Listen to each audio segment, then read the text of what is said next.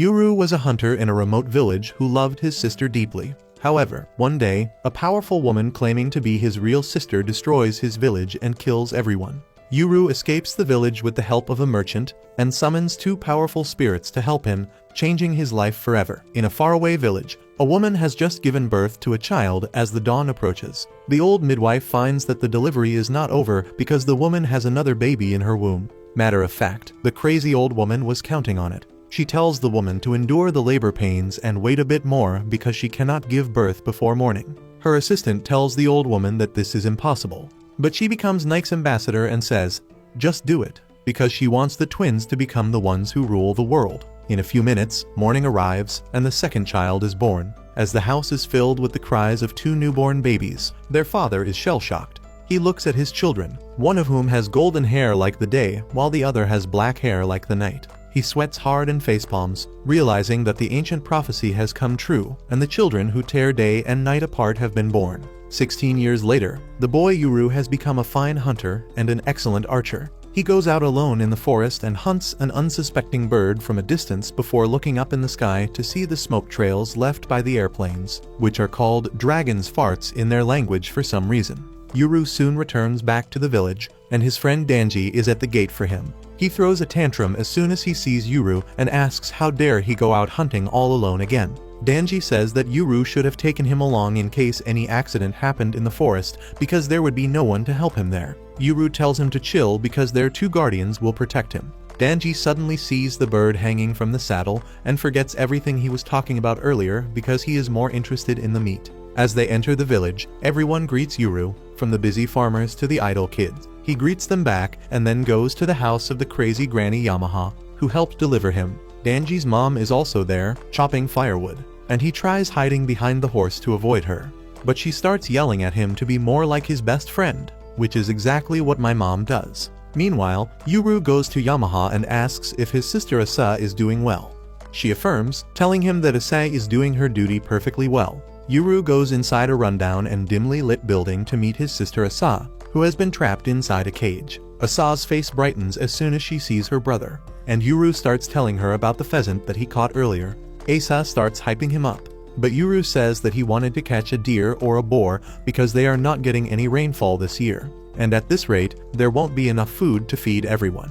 Asa gets scared on hearing this and asks Yuru if he will go to the outside world in search of work if there isn't enough food, and he immediately yells at her that he is going nowhere. He reminds her that he worked hard to become a skilled hunter so that the village would become totally dependent on him, and then no one would agree to him going outside. He tells Asa that he is going to stay in the village and protect her forever, and this cheers her up. Just then, Danji's mother comes there and tells Yuru that the merchant Dara is here, and he immediately goes to see him. Dara is already trading with the villagers, telling them that the economy outside is doing pretty bad ever since Hormuz closed, and on top of that, COVID has returned in the outside world, so they need medicinal herbs more than anything. The villagers are more than happy to trade with Dara in herbs, and he has some medicines for the old folks too. Yuru soon comes there, and Dara greets him, asking if he wants anything.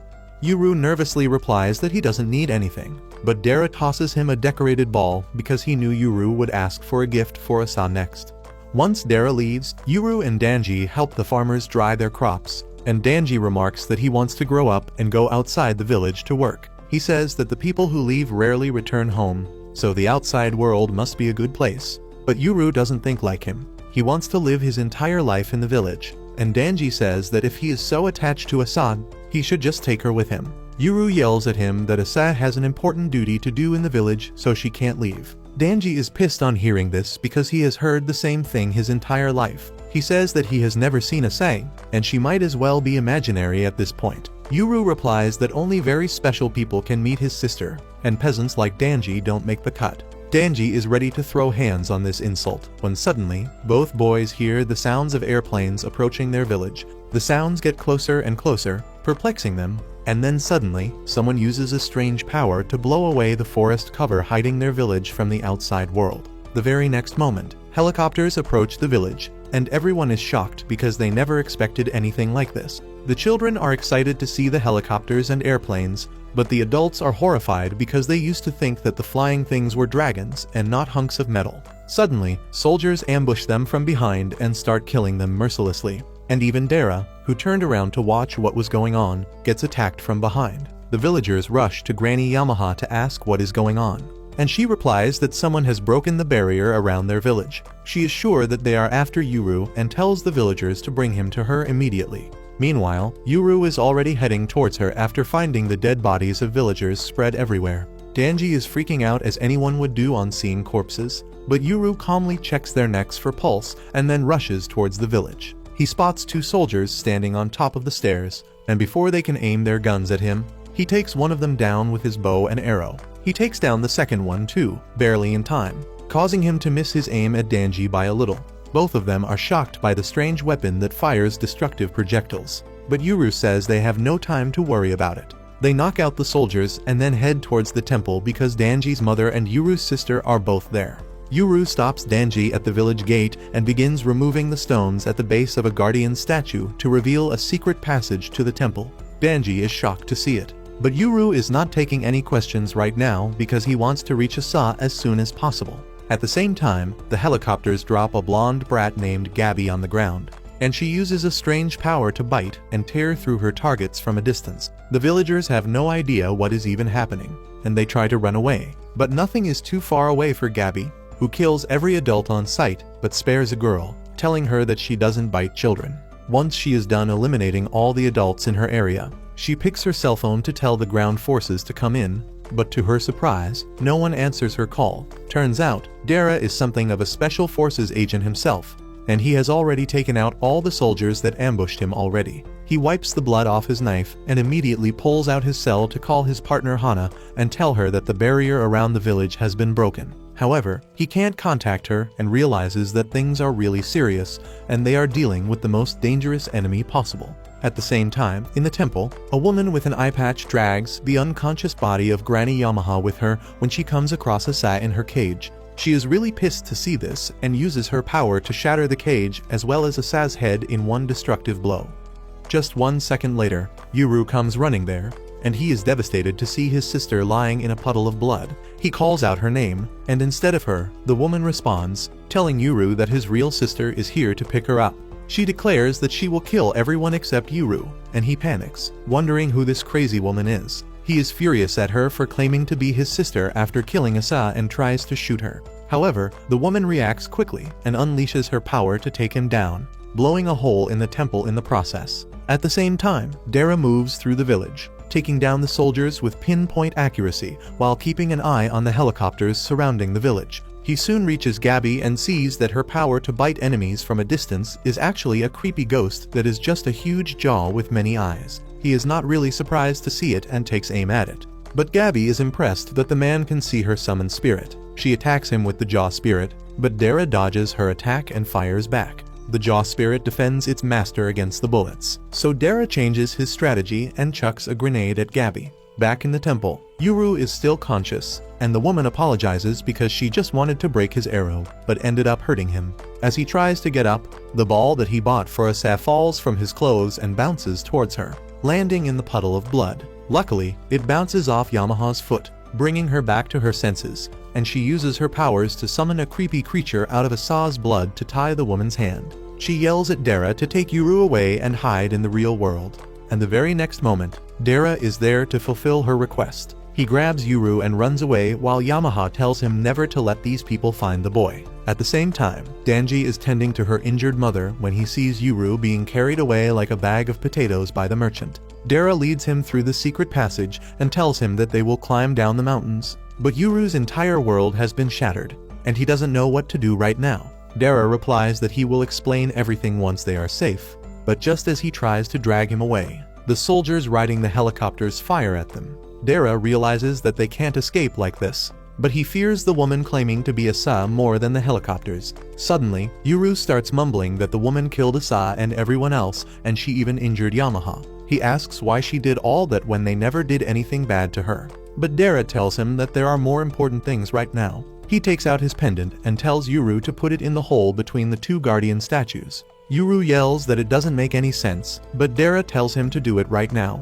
Yuru has no choice but to listen to him, but when he reaches the hole, he finds garbage has been deposited inside it. Dara tells him to clean it, fully aware that the snipers have a clear aim at Yuru, but he also knows that they need to capture him alive. Yuru starts rubbing the garbage to clean it up and then places the pendant inside it. Just as he does that, Dara rushes forward and slams his head on the ground. Yuru shouts at him, asking what the hell that was for, but a few drops of his blood fall on the jade pendant, and it starts glowing. The sniper takes aim at Dara to get him out of the equation when, suddenly, the two guardian statues start glowing brightly, blinding everyone. The very next moment, the helicopters lose their balance as they are attacked by two powerful feral spirits. Yuru watches in awe and fear as the spirits bring the helicopters down, throwing them on top of him. But luckily, Dara saves him from the falling rubble. As the dust fills the air, Yuru hears two voices. The male voice says that their master this time is a kid, but he looks like he will be easy to get along with. The female voice replies that no matter how old their master is, they are bound to obey his commands.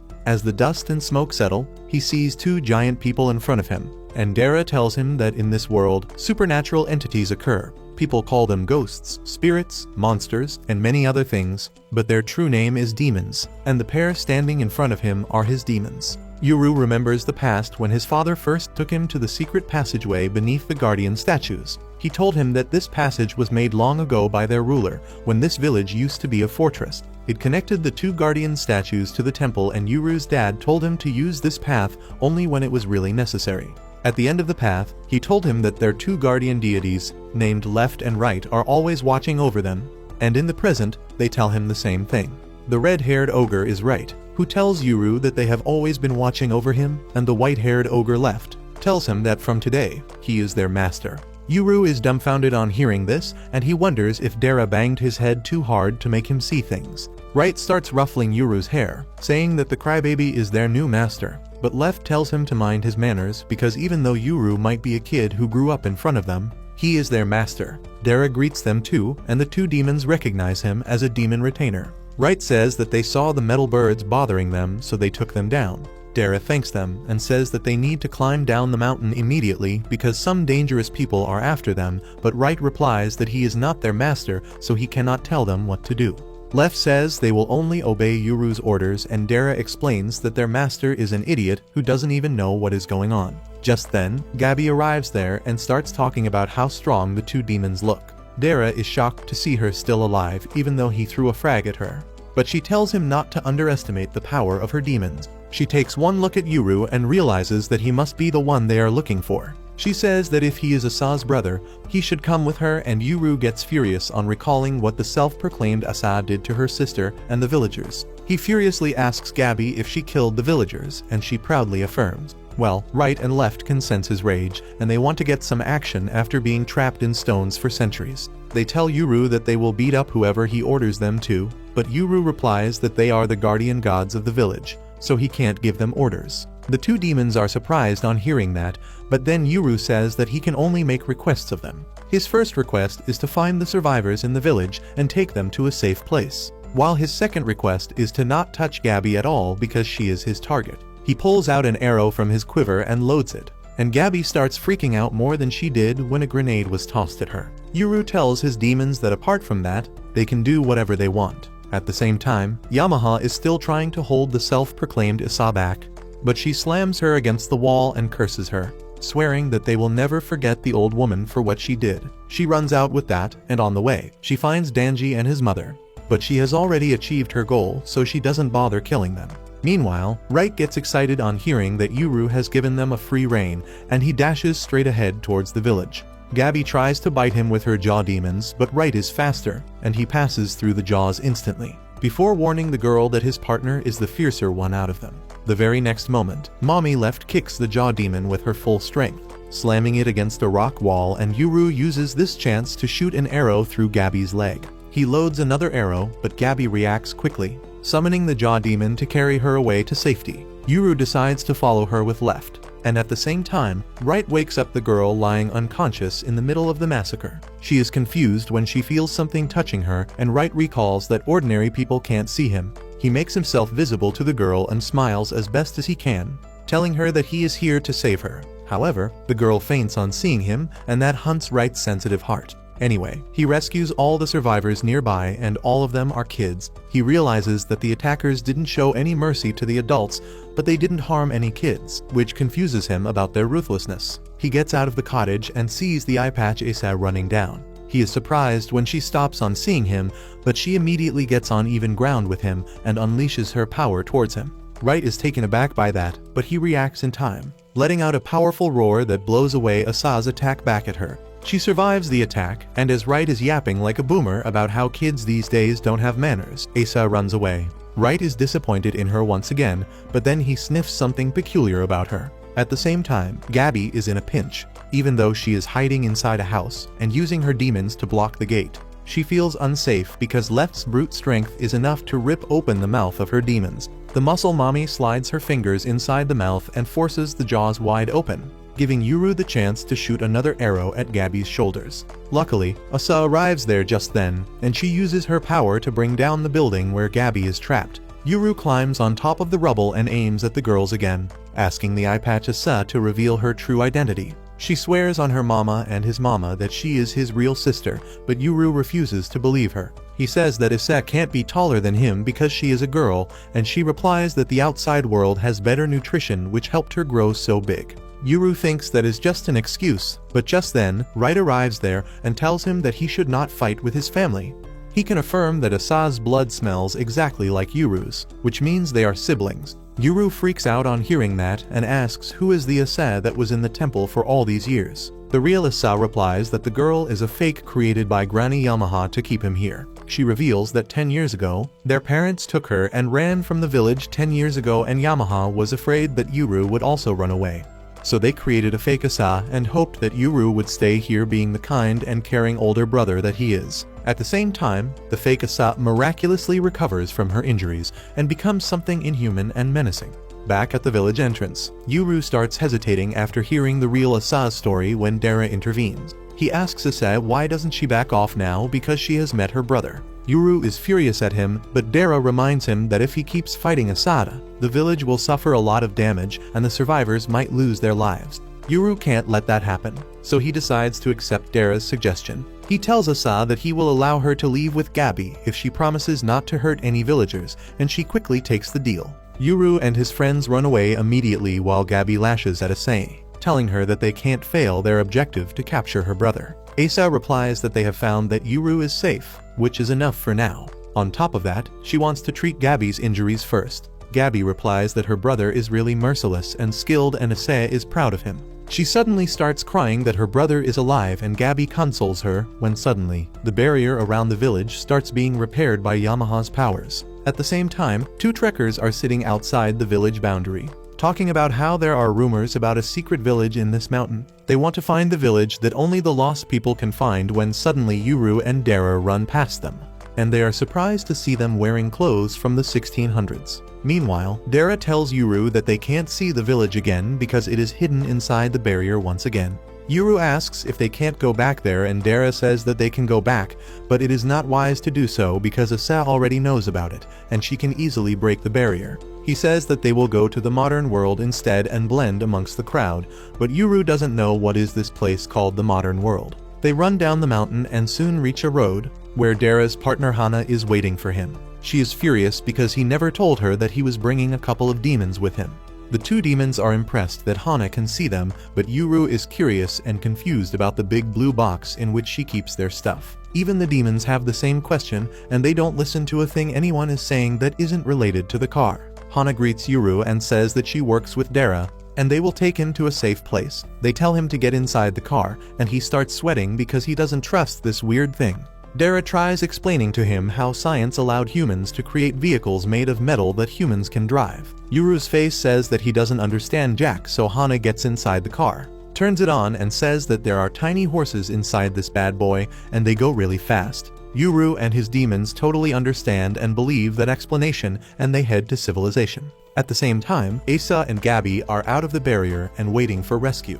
Soon, a guy named Jin comes there with his medical team. He asks Gabby if she is fine, and she replies that she just got shot in the shoulder and leg. which isn't a big deal because she is used to pain. Asa and Jin judge her for trying to aura farm while she is injured. Jin asks if they met Yuru and Asa affirms. The medical team is surprised that none of their patrol units found him and wish they had more choppers to help them. That gives Jin a migraine because they lost a lot of soldiers and 2 choppers today, and his boss won't be happy. Gabby says that Yuru escaped with a middle-aged guy named Dara, and hearing that name infuriates Jin because they are from rival families. He curses his luck for choosing a day when a member of the Tatara family was in the village and wishes that he was here to deal with him personally. At the same time, Dara explains everything to Hana, who thinks they are dealing with really powerful people if they brought an army with them. Dara believes that they are from the Kajimori family because they are the only people capable of that, and they surely know his name and face by now. He decides to change his appearance and identity and move to a new place. Just then, the 2 guardians sense something, and they knock on the car window to let Dara know that demons are following them. Dara and Hana panic, thinking that the enemy has already found them, but the guardians tell them to chill because the demons approaching them are friends. Soon, a woman dressed in white and riding an ethereal white horse catches up to them. She greets the 2 guardians with a smile, saying that it has been 400 years since they last met. The guardians greet her and introduce Yuru as their new master. The woman is happy to see him, but when she hears that Yuru is one of the children who divide the day and night, she grows concerned for his future. She asks the guardians what they will do now, and Right replies that they are planning to hide in a distant village. The woman flies away with that, wishing them luck and saying that she will be waiting to hear their stories when they return. While all of this happened, Dara and Hana had their jaws touching the floor out of shock because the woman and her horse were not an ordinary pair. Yuru asks them what were those things, and both of them yell at him to show some respect. They say that the pair of demons is Ashura-sama, a legit god who is on a different scale compared to normal demons. Dara and Hana start praying and thanking their luck that they got to see God while they are still alive, but the guardians are not happy to hear how humans discriminate against different types of demons. Hana then tells Yuru that there are different types of demons, ranging from gods to minor spirits, and they have different effects on their masters. By night, they reach a city and Yuru's eyes widen in shock as he sees so many tiny lights from a distance. Hana stops the car at a rest area and buys some fresh clothes for Yuru so that he doesn't look like a runaway theater actor. Yuru is surprised to see a t-shirt for the first time in his life, and then Dara arrives there with some sandals for him. Yuru is surprised to see his new look, but then his attention goes to the food items that Hana has brought along. He is shocked to see 100% pure rice without any millets added as fillers. And on top of that, the rice balls have seaweed coating, which is a luxury item in his village. He freaks out, asking Hana if she is a princess or something to afford this, and Dara tells him that these things are really common here. Yuru doesn't even know how to open the packaged rice balls, so Hana helps him in tearing the plastic packaging. Yuru is overwhelmed by the taste of the packaged rice balls, and Dara tells him to try other things as well. Right asks him what is this place, and Dara replies that it is a place where cars stop so people can eat and rest and go shopping. Both the guardians are excited to hear this, and Dara asks if they would like to check it out. They refuse because they want to watch over their master, and Dara takes this chance to have dinner with Hana. Once inside a restaurant, Hana asks Dara how much does Yuru know. Dara replies that when he told Yuru that the girl trapped in the temple was not his sister, he snapped, so he didn't risk telling him more. He asks Hana not to reveal anything unnecessary right now because Yuru is a kid who can't handle the stress. She replies that she can't understand how he thinks because she doesn't like kids. She asks Dara if he is going to take Yuru to his place, but he refuses, saying that their enemies already know his name by now. He is going to change his address. Hana replies that it must be hard being homeless and looking after someone else's kid, but Dara tells her that she is going to help him too. She reluctantly agrees to do what she can, and then out of nowhere, Dara tells her that she should marry him. Hana pulls out her self-defense knuckles to beat some sense into Dara for even suggesting this, and everyone is curious to see a proposal going wrong. Meanwhile, Dara tries to calm down Hana because they are not going to get married for real, and it will just be a fake marriage to make sure that Yuru is safe. He says that they need to blend in with society, and the best way to do that is by pretending to be a married couple. Hana tells him they don't need to be married for that because she can just pretend to be Yuru's elder sister and Dara can be their single father. Dara explains that this can lead to two situations. In the first situation, he would be a loser whose wife dumped him and left her 2 kids behind. Everyone would think that something must be wrong with him, which is why his wife left him. The second situation would be where he would say that his wife is dead and he is raising kids on his own, which would make everyone pity him, and they would try to help him whenever they get the chance. Dara tells Hana that either way, living as a single father with 2 grown-up children would attract some undue attention from their neighbors. However, if he says that Yuru is his son from his first wife and he married a young baddie later, people would think that he is a cool playboy and leave him alone. He thanks Hana for understanding the situation and agreeing to his proposal, and she yells at him that she will never marry him.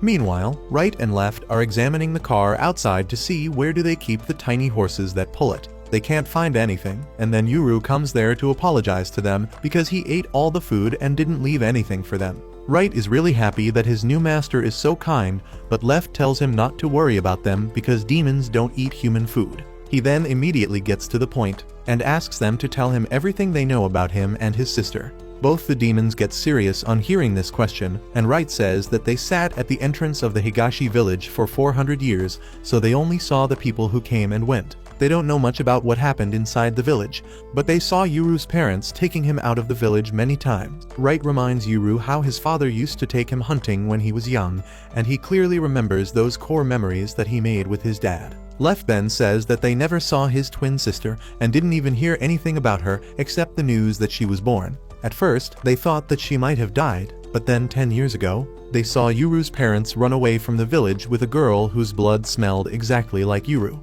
Yuru is shocked to hear this because he used to believe that his parents left both him and Ise behind, but they had only left him. He wants to ask his parents why did they leave him, and for that, he decides to find the real Ise because she will know where their parents are.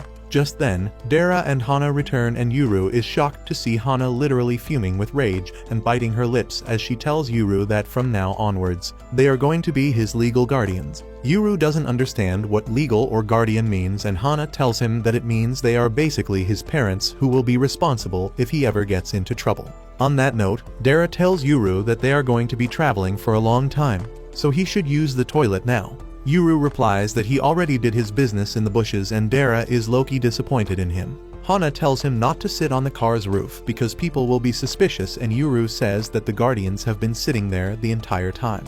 Hana tells him that normal people can't see demons, and Right adds that demon wielders like Yuru can see them. Left says that they can also make themselves visible to other people, while some rare people have the ability to see them naturally. With that, they resume their journey and Dara tells Yuru that the ones helping Ise are the Kagemori clan. He says that they have some demon wielders too because they originally belonged to the Higashi village, just like him. They left the village because some differences in opinions arrived, and then established themselves in the modern world. Hana says that she doesn't want to get involved with them because they are dangerous people, and Dara agrees with her. He says that their families have lived in this world for generations, so they don't know much about the secrets of the village. However, they have the occupations of their ancestors passed down onto them. He talks about how Granny Yamaha wanted no outside to know where the Higashi village was, because she was sure that the people outside would want to use the power of the twins for their benefit. Dara tells Yuru that he procures goods and information to relay them to the villagers, while Hana does odd jobs in this world and has never actually been to the village. Dara says that he doesn't know what is going on Yamaha's mind, but since his clan is loyal to the village, he has to follow the rules and protect Yuru. Yuru recalls how upset Yamaha was about Asa finding him and how she yelled at Dara to not let anyone find him. He asks Dara what is so special about him and his sister, and he tells him of the ancient prophecy. When a boy and girl are born in a village to the east, on the day when the day and night are equal, the world will be torn apart. Right tells Yuru that the last time this happened was 400 years ago, and twins who divided the day and night were born in the Higashi village. That time, a huge war took place, dividing the country into east and west. Long before that, when the twins were born, the country was split into north and south, and in both cases, demon wielders were responsible for it. Yuru is shocked to hear this and asks if they are the cursed children that will throw the world into chaos, but Right tells him that it is the people who want to use their powers that will divide the world. Yuru replies that he doesn't have any power, and Right replies that he may not have a power right now, but he has the potential for it. Dara says that Asa has already acquired her power, and Right gets excited as he says that her power is called Break, and it can forcibly break anything, no matter what kind of target it is. Its twin power is called Seal, and as the name suggests, it can close anything with force. Hana gets curious and asks what happens if the two powers collide, and Dara turns to the guardians for an answer. He asks if anyone has obtained both powers at the same time, and Left replies that she doesn't know of anything like that happening. On this note, Yuru remembers that there was a barrier around the village, and he asks Dara how did he manage to come and go so easily. Dara replies that there is a very specific route one has to follow to reach the village. It includes going around a pile of rocks a couple of times, and then crossing specific crossroads at specific angles and so forth. He says that the way to reach the village is quite confusing, but he learned it from his clan when he was kid, and now he can go back to the village whenever he wants. Dara adds that sometimes people who get lost in the mountains can follow the route accidentally, and they end up in the village like Yuru's mother. Yuru is shocked to hear this, but then he recalls how his mother used to tell him that she is from a faraway place where his name means night. She wanted to show that world to him one day, and he realizes that he is finally in her birthplace now. A couple days later, Yuru has mastered the art of going to the toilet. He knows how to flush and wash his hands, but he is still afraid of the hand dryer because it is too freaking loud. Later, he takes a walk with his demons around a park, and they are surprised to see so many people at once. They remark that the modern world is really interesting, and this place must be the capital of the country if so many people are here. Yuru replies that Dara said that the capital is a place called Tokyo, which has 10 million people living in it, and the guardians are flabbergasted on hearing this, as they try to calculate how much rice 10 million people would eat in a day. Anyway, Yuru says that this is the best place for them to hide, and Left says that they will try to search for her sister too. Yuru says that Dara and Hana are good people, but they are involved with Granny Yamaha, who lied to him all these years and tried to trap him in the village by creating a fake Asa. That is why he can't trust them. But he can't trust the real Ase fully as well. He wants to capture her so that she takes him to their parents, because only they will have the answers about why they fled the village with just their daughter. He asks his demons if they are going to help him, and Right is excited because it seems fun.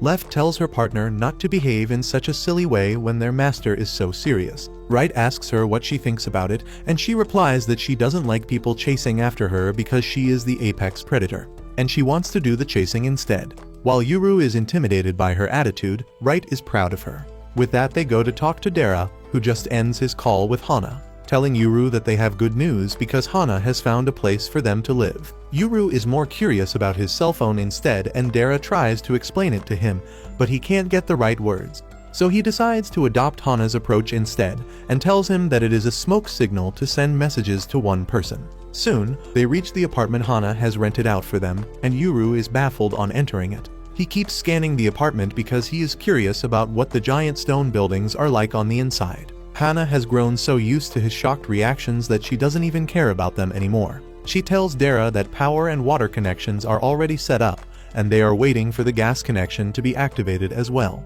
She gives Dara a room with a Western look while telling Yuru that he can use the traditional Japanese room with tatami mats. Yuru goes absolutely bonkers on seeing tatami mats in his room because they are a luxury item in the village that are only used by Ase or for really special occasions. He is ready to lick the mats to see if they are real, and then he plops on them, asking Hana if she is sure he can live in such an expensive place. Just then, he opens his eyes and sees a dog and cat watching him, and without a warning, they smack the crap out of his face. Yuru's scream reaches his demons, who are checking out the bathroom, and they immediately go to their master's room to see what is going on. Hana is introducing her pets, the dog Gyro and the creepy orange cat Kotsuzu. Right and Left immediately sit down and greet the pets, thanking them for letting them in. They introduce themselves as Yuru's demons, and he is confused about why they are reacting like this. He is even more shocked when the cat and dog shake hands with the guardians, and just then, Dara comes there. He greets the animals too, saying that he has never seen Hana's demons before. Yuru loses his mind on hearing that because he can't believe a regular-seeming dog and a cat who looks like a certified pervert are demons. Well, Hana's demons don't like his tone, so they cut his finger and then sucker punch him in the gut so that he learns his lesson. Right and Left tell Yuru to behave nicely in front of their hosts, but he still can't digest this news. After that, Hana puts a temporary nameplate in front of the door with her family name on it. Dara says that since he is the husband, it should be his name, but Hana reminds him that their enemies already know about him, so it will be better if they use her name. She tells Yuru to use this name too, and he freaks out on learning that both of them have family names because in his place, only nobles have family names. Hana tells him that everyone has a family name here, but Dara makes things more interesting by telling Yuru that Hana owns a mountain. Hana yells at him not to create confusion and explains that she inherited some land, but she can't maintain it, and there is no one ready to buy it either. Yuru excitedly asks her if he can go hunting on her mountain, which is a legendary pickup line. Hana tells him that he can't do it because he needs a license to hunt in this world. Yuru finds that hard to believe, and Dara tells him that he needs a license to drive cars as well, leaving him absolutely bamboozled. At the same time, Asa is in a lavish mansion, training her abilities. She flicks her finger to release just a tiny bit of her power at the apple in front of her. And even though she is accurate, she doesn't have the power to do anything besides peeling it. She decides to use her entire palm to channel more power. But this time she is not accurate at all and ends up damaging the garden. Just then, the head of the Koikimo family and the owner of the mansion arrives there, and Asa apologizes that she keeps damaging his garden. He tells her that it is fine as long as she doesn't kill anyone and asks her to keep practicing. He then tells Jin to clean things up, and he immediately summons his demon, a tiny piranha that grows gigantic as it swims through the pebbles and then gobbles up the statues that Asa just broke. After that, Asa asks the boss what is here for today, and he replies that he is here to see Gabby, who is busy playing video games, and tells the old man that he didn't need to bother coming here. The old man checks up on her and her demons, and Asa asks if she would like the apple that she couldn't destroy. Gabby is happy to take up the offer, but Asa doesn't have a knife. Luckily, Jin has got her covered, and he makes his piranha vomit a knife that it was carrying. Asa accepts the knife, but Gabby refuses to eat anything that comes from the belly of a disgusting fish. Anyway, she goes back on her word soon enough and enjoys the apple with everyone else. The boss then tells Gabby that she must stay here and recover, and Asa will look after her. Asa is surprised to hear this, but the old man tells her that if people know that she and her brother have left the mountain, they will do everything in their power to abduct them. He doesn't trust his own clansmen entirely either, and tells Asa that she needs to stay safe here. He orders Jin to look for Yuru instead, and Asa gets depressed on hearing this. Jin suddenly says that he doesn't even know what Yuru looks like, and Gabby regrets not clicking a picture. Asa draws a super charming sketch, and Gabby draws him like a ghost. While her demons draw a painting in classical Japanese style, Jin can't trust either of them, so he decides to look into Dara first. Later, Asa approaches him to warn him that her brother's demons have a very strong sense of smell, and he should beware of them. And at the same time, Gabby's demons hand him a sketch of left and right, and he is once again surprised by their talent. Later that evening, Dara shaves his beard because he wants to completely change his appearance now, but Hana is not happy about it because she thought that the beard was the only thing on his face that made him even a little handsome. Dara is disheartened on hearing this, and he is playing a bit too much into the fake husband and wife scenario. He asks Hana where their son is, and she casually replies that Yuru went on a walk with his guardians. With that, Dara starts checking his luggage, and he finds that his machete is missing. He asks Hana if she saw it, and she replies that she didn't even touch his stinking baggage. Well, Dara knows that means Yuru has the machete, and he wonders how far did he go, because if the cops catch him, things are going to get messy. Hana is furious at Yuru now, and she is about to give him a good old spanking like a real mom when he gets back home. Meanwhile, Yuru is on top of a building, and he says that the modern world is so huge, and they can't hope to find Asa so easily here. Lef says that she must be looking for Yuru too, so they will eventually meet with each other. Suddenly, Yuru has an idea, and he asks his demons if they can sense other demons like they smelled the horse-riding lady. Left affirms, and then Yuru asks Right if he can track Asa through the scent of her blood.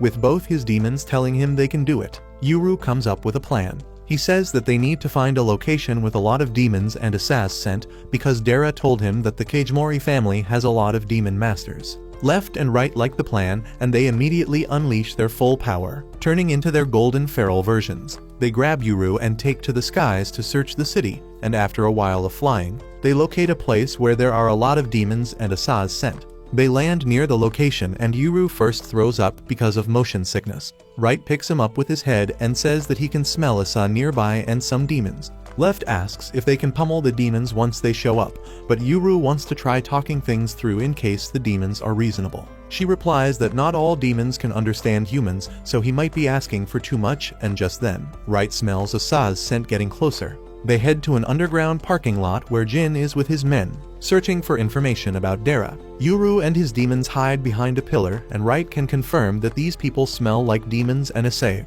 He says that their demons must be nearby and asks Yuru if he can see them, but he can't see anything except the 3 men. Suddenly, Asa comes there, and as soon as Yuru sees her, he remembers his dead villagers and charges ahead to kill her. Right tries to warn him that the girl doesn't smell like Asa, but he is too late. Yuru is almost about to attack her, when Jin's giant piranha attacks him and traps him inside its jaw. Yuru can't understand what is going on, so Jin explains that he heard his demons had a sharp nose, so he used Asa's blood to lure them in.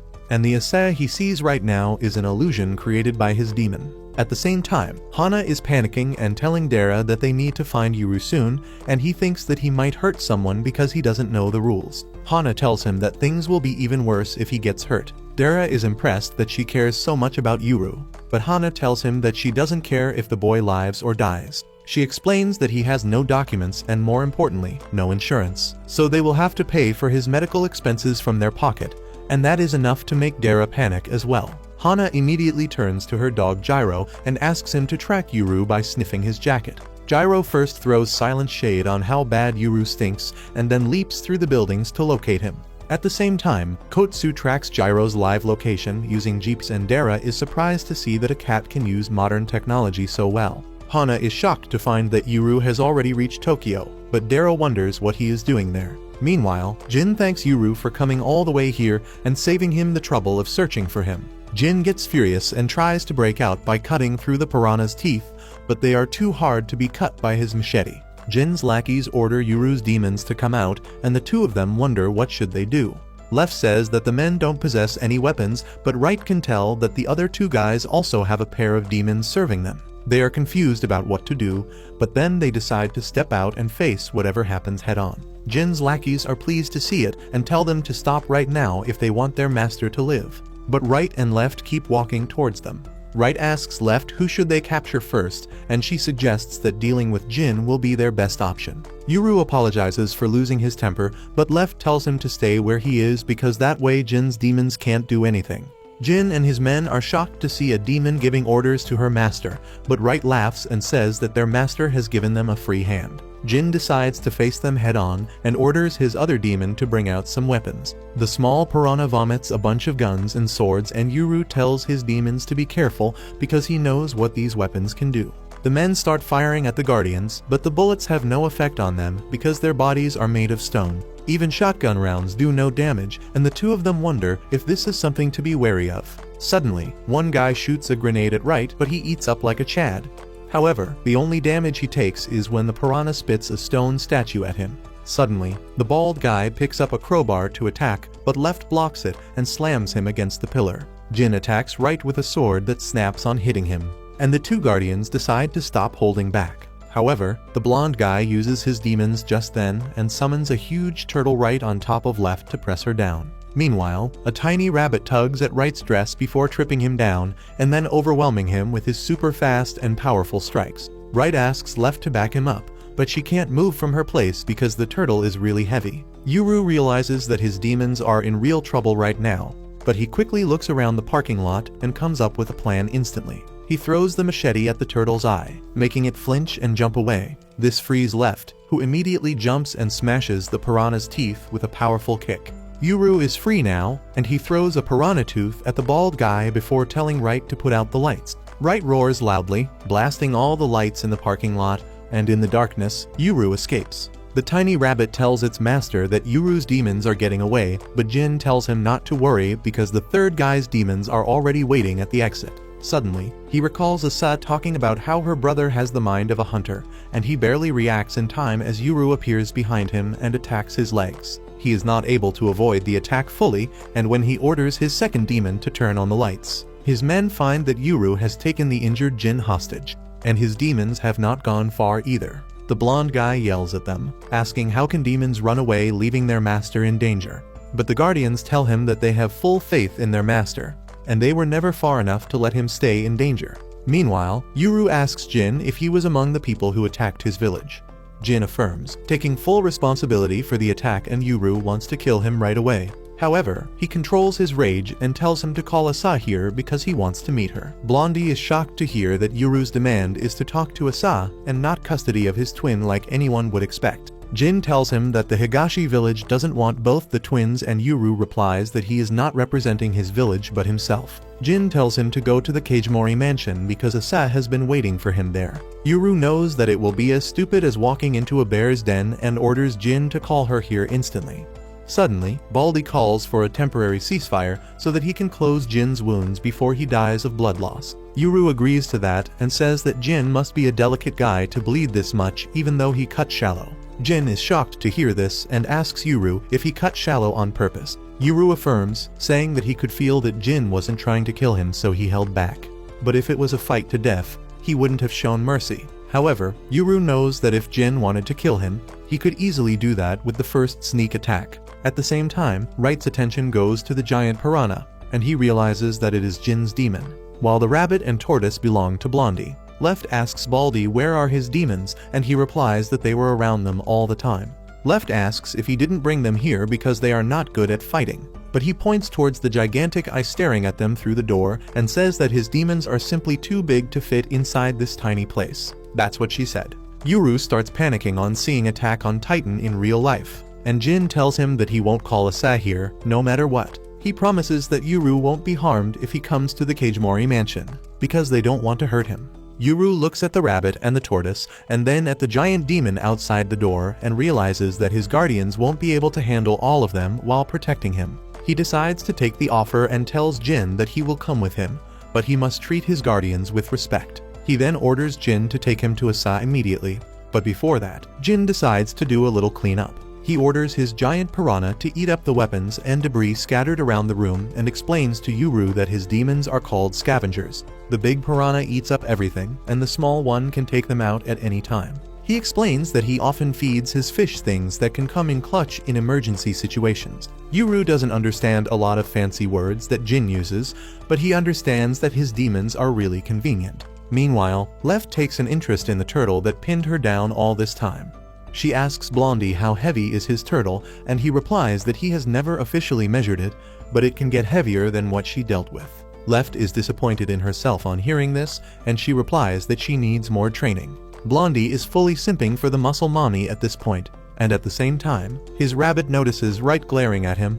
The rabbit makes a smug face to tease him, and that pisses Wright off. He asks Yuru if he is good at hunting, and Yuru coldly replies that they need to set up traps for rabbits because they make a good broth. Blondie and his rabbit are terrified on hearing this, but just then, the parking security finally decides to show up. Blondie and Baldy go to talk to him and say that all the lights suddenly went off. The security guard is shocked to see all the lights broken and decides to evacuate the people stuck inside first, not realizing that there are more demons there than humans. On the other hand, Asa wakes up to a text from Jin, telling her that he is bringing Yuru over, and she immediately freaks out. She smacks Gabby to wake her up and tells her the good news before immediately getting confused and asking what should she wear to greet her brother. At the same time, Jin drives Yuru to the Kagemori mansion and calls the old boss to deliver the good news. The old man is pleased to hear this and tells Jin to drive slowly because he needs some time to return home from a little hot spring trip with his demons. On the way, Yuru keeps staring at the buildings in the distance as they enter the lavish Kagemori mansion. Right and Left are on alert the entire time, and Right asks Jin why is this place so empty because he heard that the Kagemori family had a lot of demon wielders. Jin replies that there are many demons nearby, but they are in a special VIP area that is just up ahead. They drive through an old wooden gate, which serves as a barrier. As soon as they enter the barrier, Right and Left can sense so many demons in the area that they forget basic math and can't make out how many pairs are there. At the same time, Gabby's demons tell her that Yuru is here, and she relays that message to Asane, who is too excited to see him again. She asks Gabby to come with her, but she passes because she doesn't plan to meet Yuru in case he puts more arrows through her body. Asa understands her situation and takes her leave while Gabby goes to sleep. At the same time, Hana's dog demon is in front of the barrier that he cannot cross. Her cat accurately displays his position on Google Maps, and both Dara and Hana are confused to see that Yuru stopped in a big building. However, when they learn that the building belongs to the Kagemori family, they start tweaking. Hana thinks that Yuru got captured, but Dara doesn't think that the Guardians would let that happen. Either way, he decides to go and bring Yuru back home. Hana asks if she should drive him, but he replies that the Kajimori family still don't know that they are working together, so she should lay low. Meanwhile, Yuru reaches the main mansion of the Kajimori family where a creepy blonde guy named Asuma arrives. Jin asks him what is he doing up so late, and Asuma replies that he came to welcome the other twin.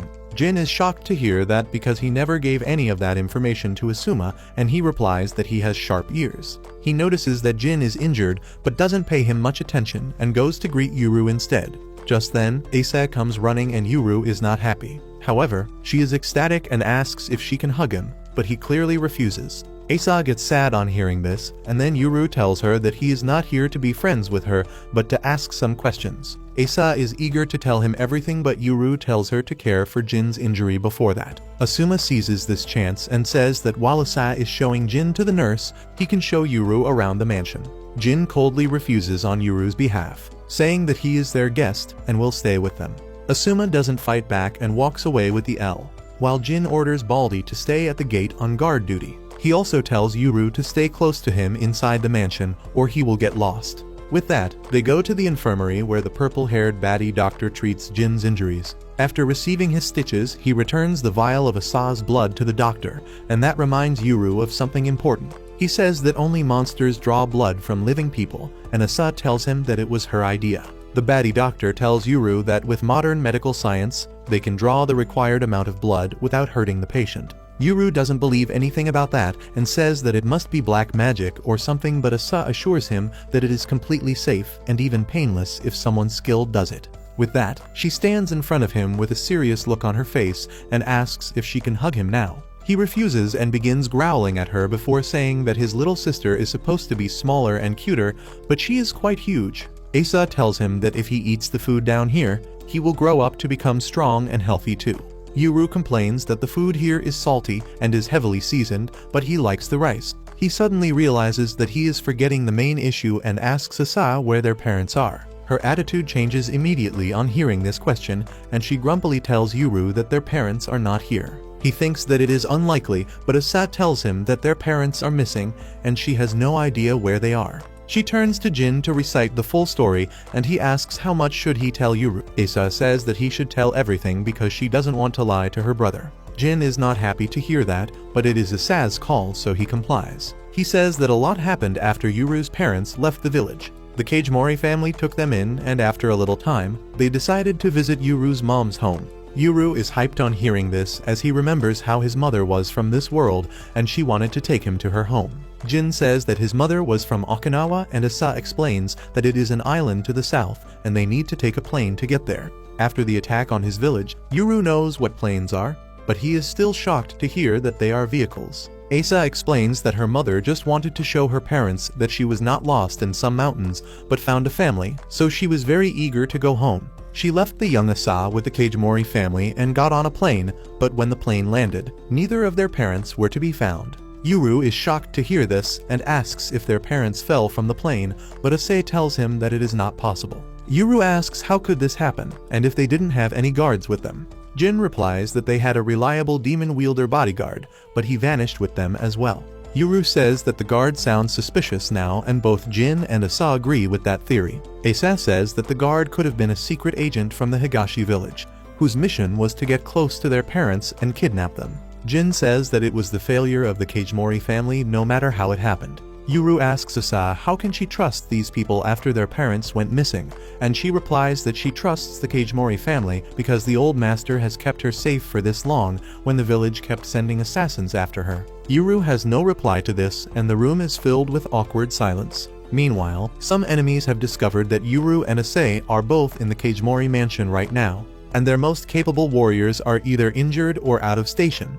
They think that it is the perfect time to grab both of them, because Asa's power is greatly reduced at night and Yuru doesn't have his power awakened yet. One of them asks how will they handle Yuru's demons, and the leader of the schemers replies that it is okay if Yuru dies right now because they only need Asa's head to fulfill their objective. They decide to make their move, but luckily, right and left can sense their hostile intent from a mile away. Left immediately goes to the window and draws the blinds just as two creepy yin-yang demons burst through the window. Everyone runs as fast as they can with the demons chasing after them, and Yuru curses Jin for leading him into a trap. Jin says that these are not Kagemori clan demons and enemies have broken through their barrier. Right and left think that they can defeat the demons, but Jin asks them to capture their master alive if possible. Yuru asks him what happens if they kill the master, and Blondie replies that if demons aren't transferred before their master dies, they become stray demons and become stuck in a location like ghosts. If they don't find a master, they vanish over time, and Yuru finds that really sad. He decides not to kill the demons or their masters and asks Jin if he has any bow and arrow. Jin immediately asks his small fish to puke out anything related to a bow and arrow, and there are a lot of things in the litter that Yuru doesn't recognize. However, he picks up the bow he is most familiar with and draws an arrow towards the demons approaching them, before releasing a powerful shot in their direction. However, he can't even aim correctly with the arrow that flies off towards the roof, and Yuru blames it on the bow, saying that it needs adjustment. The yin-yang demons are still charging at them, so they run to a safer location where Jin calls Gabby, asking her to back them up. Unfortunately, Gabby is hiding inside her jaw demon as a creepy demon is stuck in the jaws, while the other one is desperately trying to free its partner. She asks Jin what the hell is going on, and he replies that they are currently fighting against demons they have never seen before. Gabby calls him a stupid nerd and tells him to do his job of protecting Asa well. Jin replies that he is injured right now, so he can't fight fully, but Yuru and his demons are taking care of things for them. Gabby is a little pissed on hearing Yuru's name, but she believes that he will be able to handle things on his end. She asks Jin if she can do as she pleases on her side, and he gives her the free rein. Just as she hears this, Gabby tells her jaw demon to bite the stuck attacker, and it instantly obeys, taking off the demon's head cleanly. Bozak Horseman is too terrified to move now, and Gabby menacingly says that she will let it join its partner in the afterlife. The horse demon tries to run away, but Gabby's jaw demon is quick to catch up and chomp it. With that, Gabby stabs outside her room and finds a bunch of demons lurking around, staring at her menacingly. However, she knows that she is not in danger. She is the danger and tells her demon that there are a lot of midnight snacks for it tonight. On the other hand, Yuru and others are still running from the yin-yang demons when Asa says that she can stop them. Yuru asks if she can really do that, and Asa asks if she can hug him once she shuts down those demons. Yuru refuses, so she gets a little pissed and apologizes to Jin if her attacks damage the mansion. They go into a room where Asa asks Yuru to distract the white demon for a bit so that she can use her powers. He loads an arrow to do as asked, but just as the two demons enter the room, they fuse together to unleash their true power before anyone can counter them. Yuru and Asa find themselves trapped in alternate dimensions, while Jin and others freak out on seeing that the twins are missing. The yin-yang demon tries to run away after fulfilling its objective, but Blondie immediately summons his turtle on top of it, locking the giant caterpillar in its place. He says that if this demon can make people vanish without a trace, it must be related to Asa's parents disappearing. He commands his turtle to increase its weight even more, pinning down the yin-yang demon to the floor even firmly. Jin tells him that he can't kill the demon or its master because they need to get information out of them, and Blondie agrees. Just then, his rabbit tells him that there are many enemy demons outside, and Blondie immediately asks Jin to deal with them while he focuses on his target. Even Rabbit decides to take the easy way out and says that he will protect his master, and Jin reluctantly gets ready to fight. He knows that the old master and his two elite bodyguards are out of station, and another skilled demon wielder is not in working condition either. He realizes that he has to win this fight without any reinforcements and immediately enters serious mode as he pulls out a Glock from his piranha. Meanwhile, trapped in the dark dimension, Asa keeps calling out to Yuru and others, but no one can hear her voice. She suddenly loses her confidence on realizing that she is all alone, because it reminds her of the time she used to be trapped in the temple in the village. She starts shivering and sweating when suddenly she hears Wright's voice, telling her that she is not alone. That freaks Asa out more than anything else, and she begins looking around to see where he is speaking from. Wright tells her that it is too dark to see anything, but assures her that he is right next to her. He says that this darkness is almost unnatural because it doesn't get this dark even at Higashi village. Suddenly, he remarks that he smells something foul, which turns out to be Asa's fear. He asks if she is afraid of the dark, and she remembers her traumatic childhood and replies that she is afraid of being alone in the dark. Just then, Wright reaches her and pats her head, saying that the smell of her fear led him to her. He tells her that she doesn't need to be afraid because he is with her, and Asa begins enjoying the reassuring head pats like a cat before realizing that Yuru went missing too. She frantically asks Wright about him, and he replies that he can't smell Yuru anywhere in this space. Asa asks why is Wright not protecting his master, and he replies that Left is there with Yuru, and she will be enough to keep him safe. He then tells Asa that he came here because he wanted to talk to her, and she is taken aback on hearing that. Wright reminds her how she acted him without warning the first time they met, and ever since he came to the mansion, she hasn't even greeted him. He asks the reason for that, and Asa says that when he cancelled her break attack in the village, she remembered something her parents had taught her. They had told her that the right and left guardians had the ability to counter the abilities called break and seal in case they got out of control, and Wright tells her that she is absolutely right. He declares himself as her natural enemy with a terrifying grin, and Asa realizes that Left will become Yuru's natural enemy if he acquires the power to seal. At the same time, Left lands right next to Yuru, who is at a complete loss inside the white dimension. He asks the guardian where they are, and Left says that she has never seen anything like this in her life. Yuru says that they are standing on solid ground, but the white light everywhere is messing with his senses. Left explains that when she was flying earlier, she ran into a roof, which means this place is a barrier designed to keep them inside. Yuru panics a bit on hearing that, but then asks Left to help him adjust his aim with a new bow.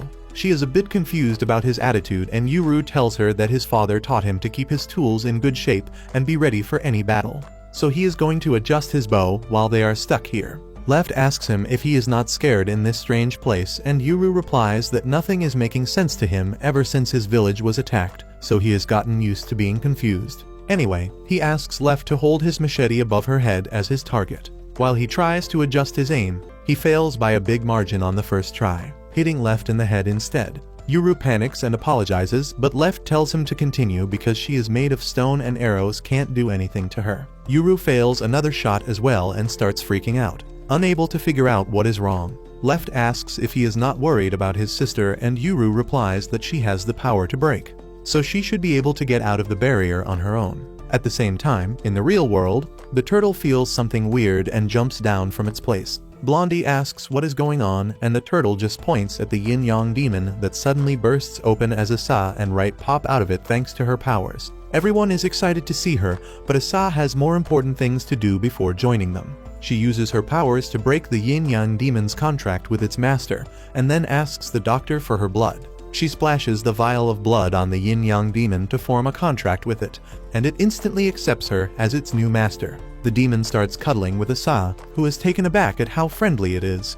She asks if it swallowed her brother, and as soon as the demon affirms, Asa frantically asks it to spit him out. The very next moment, the demon spits out Yuru and Left, who don't waste a second as they turn their weapons against it. Asa asks them to stop because the demon is on their side, and Yuru tells her to explain before he shoots. Asa tells him that the demon works for her now, and Blondie adds that it might be able to tell them about their missing parents. Yuru stops on hearing this, and Asa gets to work, asking the demon about its former master. The yin-yang demon has no shame in ratting out his former owner, who is hiding outside the room. However, Asa can't see him in the dark, and he thinks he can escape. But then suddenly an arrow from Yuru pierces his shoulder. He orders Wright to capture the man, while Asa is absolutely smitten by how amazing of a hunter her brother is. At the same time, Jin is limping through the mansion, telling non-combatants to stay hidden as enemy demons creep up to him from behind. He doesn't even bother paying attention to them as his giant piranha gobbles them up,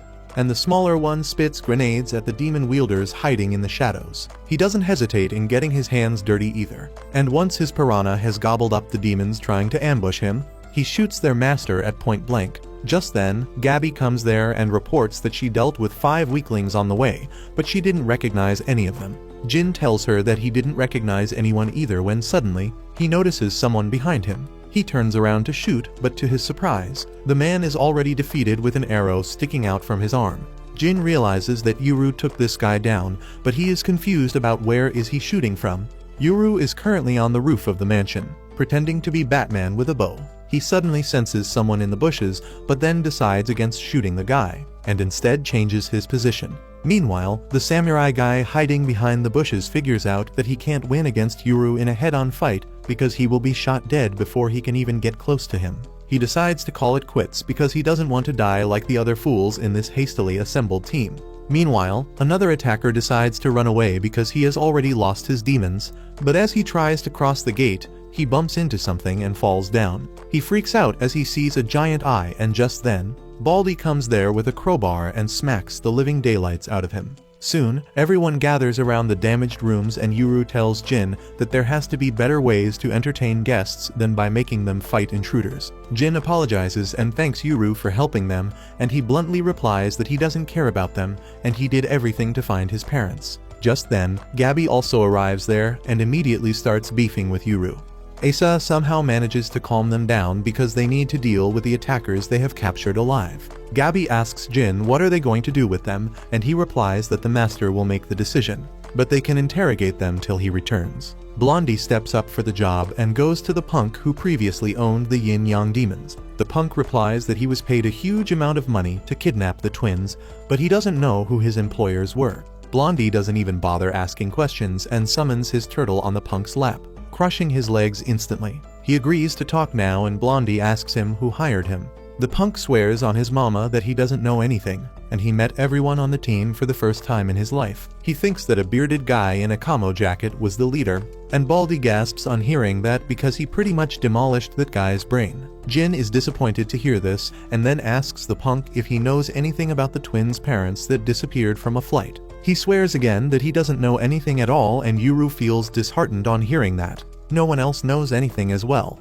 And Asa apologizes to him because she knows he came here just to find out their parents, but they don't have any leads. Just then, Jin asks if anyone else has questions for this guy, and Asa raises her hand. She asks the punk the names of his demons, and he replies that he calls them things like hey or you, because they are livestock, and he is not wasting his energy naming them. He says that they will get carried away if they get names, and his answer pisses off Gabi. She puts the punk's head inside her jaw demon's mouth, pressing it just enough to draw blood from his head. The man fears that he is going to get the real Attack on Titan experience, but then Gabi decides to spare his life and returns to her room.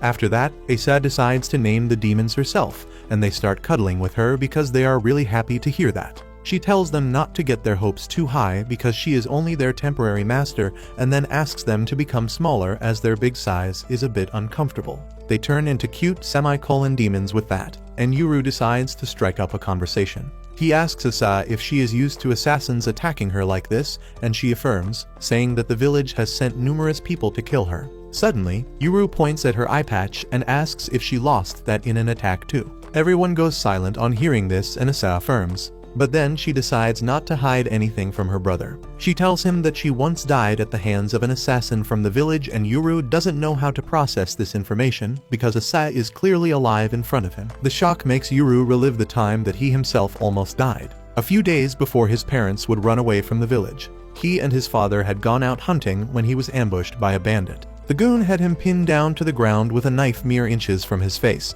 Realizing he had to kill or be killed, Yuru stabbed the bandit in the stomach, and at the same time, an arrow pierced the bandit's neck, causing him to die instantly.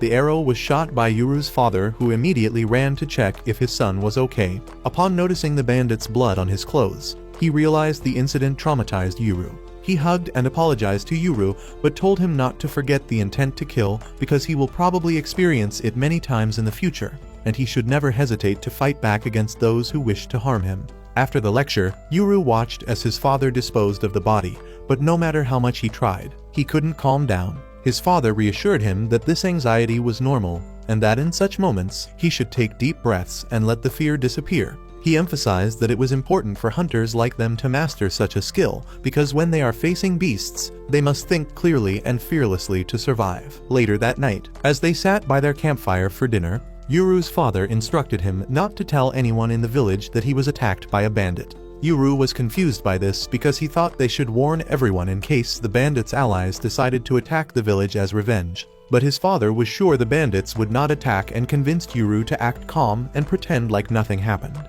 The next day, as soon as the two returned to the village, the nosy neighbors asked if they were okay because it was unusual for them to stay overnight in the woods. Yuru's father confidently replied that they lost track of time while hunting, and when asked where all their game was, he told them to mind their own business. But this was not the end of the interrogation. Moments after returning home, they were greeted by Granny Yamaha, who said everyone was very worried when they didn't return last night. The father tried to act normal, but she walked straight toward Yuru and asked him about the blood on his clothes. When Yuru had no answer, his father casually answered that the blood is from the rat they ate for dinner and quickly changed the subject by asking where Asa was. Yuru and his father then went down to the basement where Asa and Yuru's mother were anxiously waiting for them. Upon seeing both father and son in one piece, they were immediately flooded with relief. Although he felt bad about lying, Yuru reassured Asa that nothing bad had happened, and that he was just tired because he was too anxious to sleep while camping out in the woods. The tense feeling in the room finally disappeared,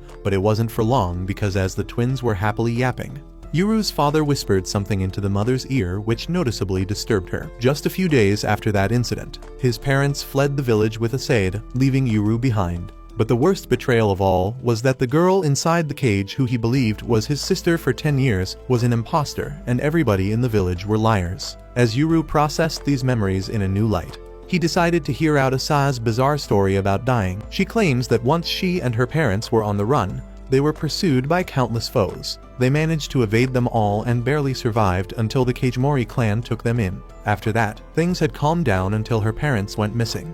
Last year, when she had turned 15, she was captured by an assassin from the village who ended up killing her. But instead of feeling nothingness, she found herself in an alternate dimension in which a masked demon with the power of the break lived. Finding herself surrounded by darkness and skulls, Asa wondered if she was in hell. Hearing this, the demon laughed and asked what kind of life she had lived to automatically assume that she ended up in hell. It then explained that they were in the land at the boundary of life and death called the Shadow Realm.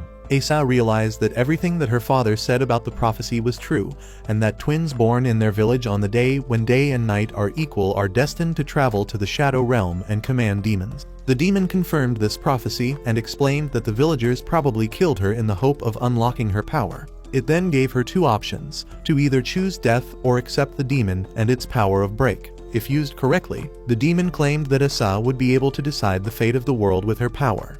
But it also warned that most people would only see her as a tool to use. At that moment, Asa considered choosing death because she had already lost her parents. But then she suddenly remembered Yuru. Panicked, she asked the demon if he had already died and entered the Shadow Realm, but the demon replied that she wouldn't know because he would be sent to the demon who possessed the power of seal. Asa realized that she could not die without knowing what happened to her brother, especially because she and her parents left him behind in the village full of people who might want to kill him. Not wanting to die before saving him, she decided to accept the power of break and return to the world of the living. Upon being revived, she found herself tied to the chair that her assassins bound her in. As blood still spilled from her body, she silently listened as her killers were arguing about how they messed up because she had not resurrected yet. The female assassin then reassured the guy that even if they failed this time, they could try again with the other twin to obtain the power of seal. She added that since Yuru was brainwashed by the village, he would be easier to capture and manipulate. Asa decided she had heard enough and used her newfound powers to free her hands from the tied rope. One of her eyes started glowing as she went to attack them, ending the one-sided fight with just a single blow. Moments after, Gabi found Asa sitting next to the two assassins' bodies. Gabi felt bad for Asa because she had never taken anybody's life before, but Asa stated that she had now accepted the path that was chosen for her, and that included getting her own hands dirty. Now that she is done relaying the story of how she died and came back to life, Asa apologizes to Yuru for no longer being the sweet innocent sister he once knew. Meanwhile, Gabi returns to her room to find two straw dolls of a horse and an ox. She guesses that they are the remnants of the demons she defeated during the attack and decides to honor them by burying the dolls in the backyard. The next day, as the Kajimori clan cleans up the mess from the previous night's attack, Dara shows up at the mansion's gate and states that he has come to get Yuru. Jin immediately gets word of his arrival and informs Yuru, who wonders how to handle the situation. He realizes he doesn't really know whether he should trust Dara or the Kajimori clan and decides to hear both sides at the same time. So he asks Jin to let Dara in. As they walk toward the entrance to meet Dara, they are intercepted by the creep Asuma, who points out how much of a mess the mansion is in. When Jin explains that the mansion was stormed by demon wielders the previous night, Asuma acts surprised. Jin finds his cluelessness hard to believe because of his keen sense of hearing and accuses him of intentionally staying out of the fight, but Asuma shamelessly claims to have slept through the whole thing. At the same time, a huge whale named Haikyuu walks in and asks if an earthquake hit the mansion. Once Asuma explains the situation, Haikyuu frantically looks around to see if Asa is okay, which is when he notices Yuru for the first time. He immediately recognizes him as Asa's twin and is glad to know that she finally found him. But his joy suddenly turns to fear when he notices the two giant demons right and left glaring at him. It is not every day that he finds people bigger than him. As the group continues walking to the entrance, Haikyuu apologizes for not being there to help during the rampage. He points out how shocking it is that the barrier around the mansion was breached, and that they should stay on high alert because no place is safe anymore. As soon as they reach the front yard, Hajiru notices his father and Kagimori clan leader Gonzo's car roll up. After Gonzo, Dara exits out of the car, completely shocking Jin.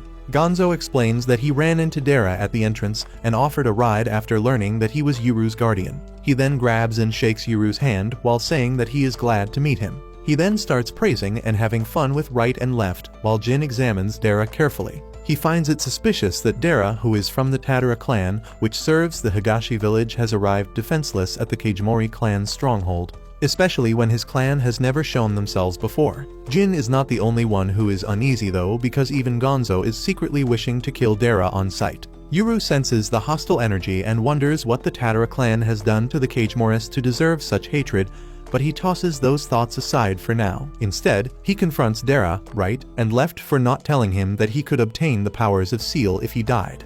Dara answers that he couldn't be sure whether the legends were true, and he knew that if he told Yuru, he would carelessly risk his life if his sister was put in danger because he would have a false sense of security. Right and left support Dara, saying that there is no guarantee that he will be resurrected if he dies. Left adds that the last time twins like Ase and Yuru were born 400 years ago, one of them failed to come back to life after dying. Yuru and Asa are stunned into silence after hearing this, but Gonzo quickly changes the mood by saying that such conversations are not meant to be had on an empty stomach, and asks if everyone is hungry. Since everyone is tired from the previous night's battle, they drool at the thought of food, so Gonzo orders his butlers to arrange breakfast. As everybody walks back inside the mansion to eat, Asa is just super happy to have breakfast with her brother after 10 whole years. Gonzo leads everyone to the hall to have breakfast together, but it is completely thrashed after the fight last night. Haikyuu asks if he should fix it and Gonzo tells him to go ahead. Haikyuu steps into the room and summons his first demon,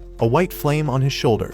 Right and left are surprised to see the flame demon, but what shocks them even more is their ability. Haikyuu simply moves his hand in the direction of the damaged floor, and it is instantly repaired, even though it is just a white blot. He then summons his second demon, a black flame, and uses its power to fill colors and texture in the floor he just repaired. He repeats the same process with the broken windows and furniture, and soon, the room is back to its original condition. Yuru can't believe what he just saw, so he examines the floor himself and then asks Haikyuu how did he do it. The whale tells him that his demons are called Black and White. While White can fix anything he wants, Black can use its ability to fill in the details about the item. Yuru doesn't even know what a manga is. Dara, on the other hand, has heard Hagyuu's name. The whale is a bit embarrassed about being recognized and says that he makes a decent living from his work. Also, because the Kagimori family has a ruthless reputation, he doesn't tell anyone that he is one of them. Dara is surprised to hear that, and Haikyuu decides to drop an even more unbelievable fact on him. He reveals that he, Asuma, and Jin are brothers, with him being the oldest and Jin being the youngest of them. Yuru can't believe that a grumpy uncle like Jin is the youngest brother, and Jin is pissed about his reaction. Haikyuu then adds that they are brothers from different mothers, which is why they look different. Asuma says that as the eldest son, Haikyuu is the heir of the Kagimori family, and tells Yuru that being friends with him will help him later in life. Haikyuu immediately refuses to take command of their sketchy family because he is satisfied with his peaceful and respectable career. Dara immediately heads over the wooden pillar and tells Haikyuu that his art is incomplete because the wood he repaired is black and white. Haikyuu replies that the color from the surrounding will naturally bleed into the repaired wood, so it will look natural. But then suddenly, he notices something unusual. He gets mad at himself because he got the details of the pillar wrong, because it should have worn out edges because it is quite old. He finds that he made the mat wrong too because it should be more damaged. He decides to redo it properly, but Jin tells him to shut it because they need to have breakfast first. Soon, the servants arrive there with food and Gonzo tells everyone to sit wherever they want because they are a modern family and traditional seating patterns are not important to them. Yuru notices two tiny sumo wrestlers carrying a bunch of pillows towards him. He keeps staring at the two tiny creatures in disbelief as a servant comes to pick the pillows up and tells him to take a seat. The mini sumos then lay out pillows for right and left, who tell Gonzo that it isn't needed because they don't eat human food, but he says that they treat all their guests equally. Soon, everyone starts eating and Jin asks Dara how did he find out that Yuru was here. Dara replies that it is a secret, so Jin asks him if the Higashi village was behind the demon wielders that attacked the mansion last night. Dara cheerfully replies that he has got no clue about it, and then adds that he has no reason to attack the twins. Jin says that the timing is really uncanny because the attack started just as Yuru entered the mansion. Meanwhile, Yuru is busy eating and Asa is busy fangirling after him. Jin asks Dara if it is true that members of the Tadara family can slip through barriers, and he replies that he cannot cross the barriers of other families. Dara then turns his attention to Asa, asking if the Kagemori clan has been treating her well. Asa coldly tells him not to worry about her because she is fine here. She claims that assassins can't target her in the Kagemori mansion, but they somehow broke in last night. The doctor says that she doesn't want Asa going out of the mansion because assassins are always waiting outside. However, there are times when they can't give her enough medical care in the mansion, so she has to go to hospitals. Asa adds that she was at a hospital when she was kidnapped by the Higashi village assassins. Dara is shocked to hear that and asks Asa if she was unwell. She says that it was just a gastric ulcer, and then starts staring at him menacingly, saying that she got it because of the constant stress that assassins were after her life. Dara is intimidated by her attitude and apologizes, even though he has nothing to do with the attacks. He then asks Asa about her family registry because she can't have insurance without that. Asa replies that she doesn't have a family registry. She was planning to get it from her mom's side since she was from this world, but then her parents disappeared mid-flight. That comes as a shock to Dara because he never knew that the twins' parents had vanished. He says that he has not heard about this matter in the village, and claims that Higashi village might not be the one responsible for it. Gonzo clearly says that he doesn't believe him, and Dara clarifies that he has killed people invading the village, but he has never attacked anyone like the extremists from the village. He tells Gonzo that he came here without any weapons to peacefully pick up Yuru and to prove that he doesn't want to fight. He adds that it might have been someone from the Kagemori family who attacked the twins' parents because he knows they all don't believe in the same thing. Dara then asks Gonzo what does he want to do with the twins, and the old man replies that the power of the twins always brings chaos in the world. He wants Yuru and Asa to be the final set of the ill-fated twins, and to destroy the Higashi village so that no other twins are produced. Gonzo starts slandering the Higashi village, saying it is an outdated place that still dreams of conquering the world. But times have changed, and they can't be allowed to do as they please. He declares that as descendants of the village people, it is their responsibility to bring it down for good. However, Asuma immediately objects to that idea. He says that only those who are chosen by gods have special powers, and they should use their abilities to peacefully govern the world. He wants the Higashi village to continue to exist, but under the supervision of a capable organization. Yuru hears everything keenly and turns to his guardians, saying that when he asked if the twins are cursed children who bring destruction to the world, they immediately denied it. They claimed that it was people trying to use their power who started the wars. Yuru says that he felt relieved when he heard that he isn't being blamed for anything, and he felt like he deserved to live. With that, he finishes breakfast and then points at Asa, saying that she apologizes for everything, even things that are not her fault. He asks who is making her feel that everything is her fault. He wants to know why should anyone dictate their lives when they aren't harming anyone. Yuru says that since the Kagemori family isn't a monolith, he wants the extremists to listen to what he has to say, and he asks Dara to pass this message to everyone in Higashi village as well. He declares that he has no intention to run or hide, and anyone who wants to attack him can come at him with their full strength. He will defeat them, and then get all the information he can out of them. Dara tries to calm him down, but then suddenly Asa gets up and calls Yuru the biggest idiot the world has ever produced. Yuru is intimidated by her, and Asa tells him that he can be so confident only because he doesn't know how it feels to have assassins constantly trying to kill him. She says that she doesn't want him to go through what she faced, and he should run and hide to keep himself safe. Asa turns to the guardians so that they can talk some sense into their master, but they are literally gleaming with joy on hearing that Yuru plans to fight, and they will get plenty of action. Gabi also agrees with Yuru, saying that he wants to take half of Asa's burden, so it is a good thing. Well, Yuru never thought about it that way, and he feels uncomfortable being made a hero when he was just trying to be a Sigma male. Just then, Gonzo asks Yuru if he wants to join the Kagemori family because then he will be safe and comfortable. Yuru instantly refuses, saying that Gonzo called the village a miserable place that needs to be destroyed. However, he was born and raised there, and there are people he cares about in the village. He thanks Gonzo for trying to help, but declares that he can't be with the people who attacked his village. He wants to look for his parents first before doing anything else. But even Dara doesn't want him to go looking for heat right now. Anyway, Dara asks Gonzo and Asa if they can leave now, and Asa suddenly bows before him and the Guardians, asking them to keep her brother safe. With that, they head outside and Asa stops right in front of the gate, telling Yuru that she doesn't cross the border or she will be attacked by people who want her power. Yuru recalls how Asa couldn't leave the cage in the village and thinks that her prison has become bigger, but she is still not free. Just then, Asa shows him a picture of their parents before they vanished and Yuru, along with his demons, freaks out because they have never seen a photograph before. Asa decides to show him how a camera works by clicking a selfie. And while Yuru is flabbergasted and impressed by it, she is glad that she managed to trick him into getting a picture. Right and left want a picture too, but unfortunately, cameras don't usually capture demons. Yuru then asks Asa to show him the picture of their parents again because he hasn't seen them in 10 years. Asa says she will send him a printed version soon, and Yuru is really happy to hear that. She asks him for his address, but he doesn't remember it, and Asa's plan to know his address fails. She tries asking Dara, but he doesn't trust her enough to share any personal information. Jin says that it will be nice if they have a way to share updates and asks for his email address, but Dara doesn't want that either. Jin has a better idea, and he gives him a business card for a bar that his family runs. He tells Dara to take his name, and the bar will help them communicate with each other. Dara gladly accepts it because he plans to drink on Jin's tab.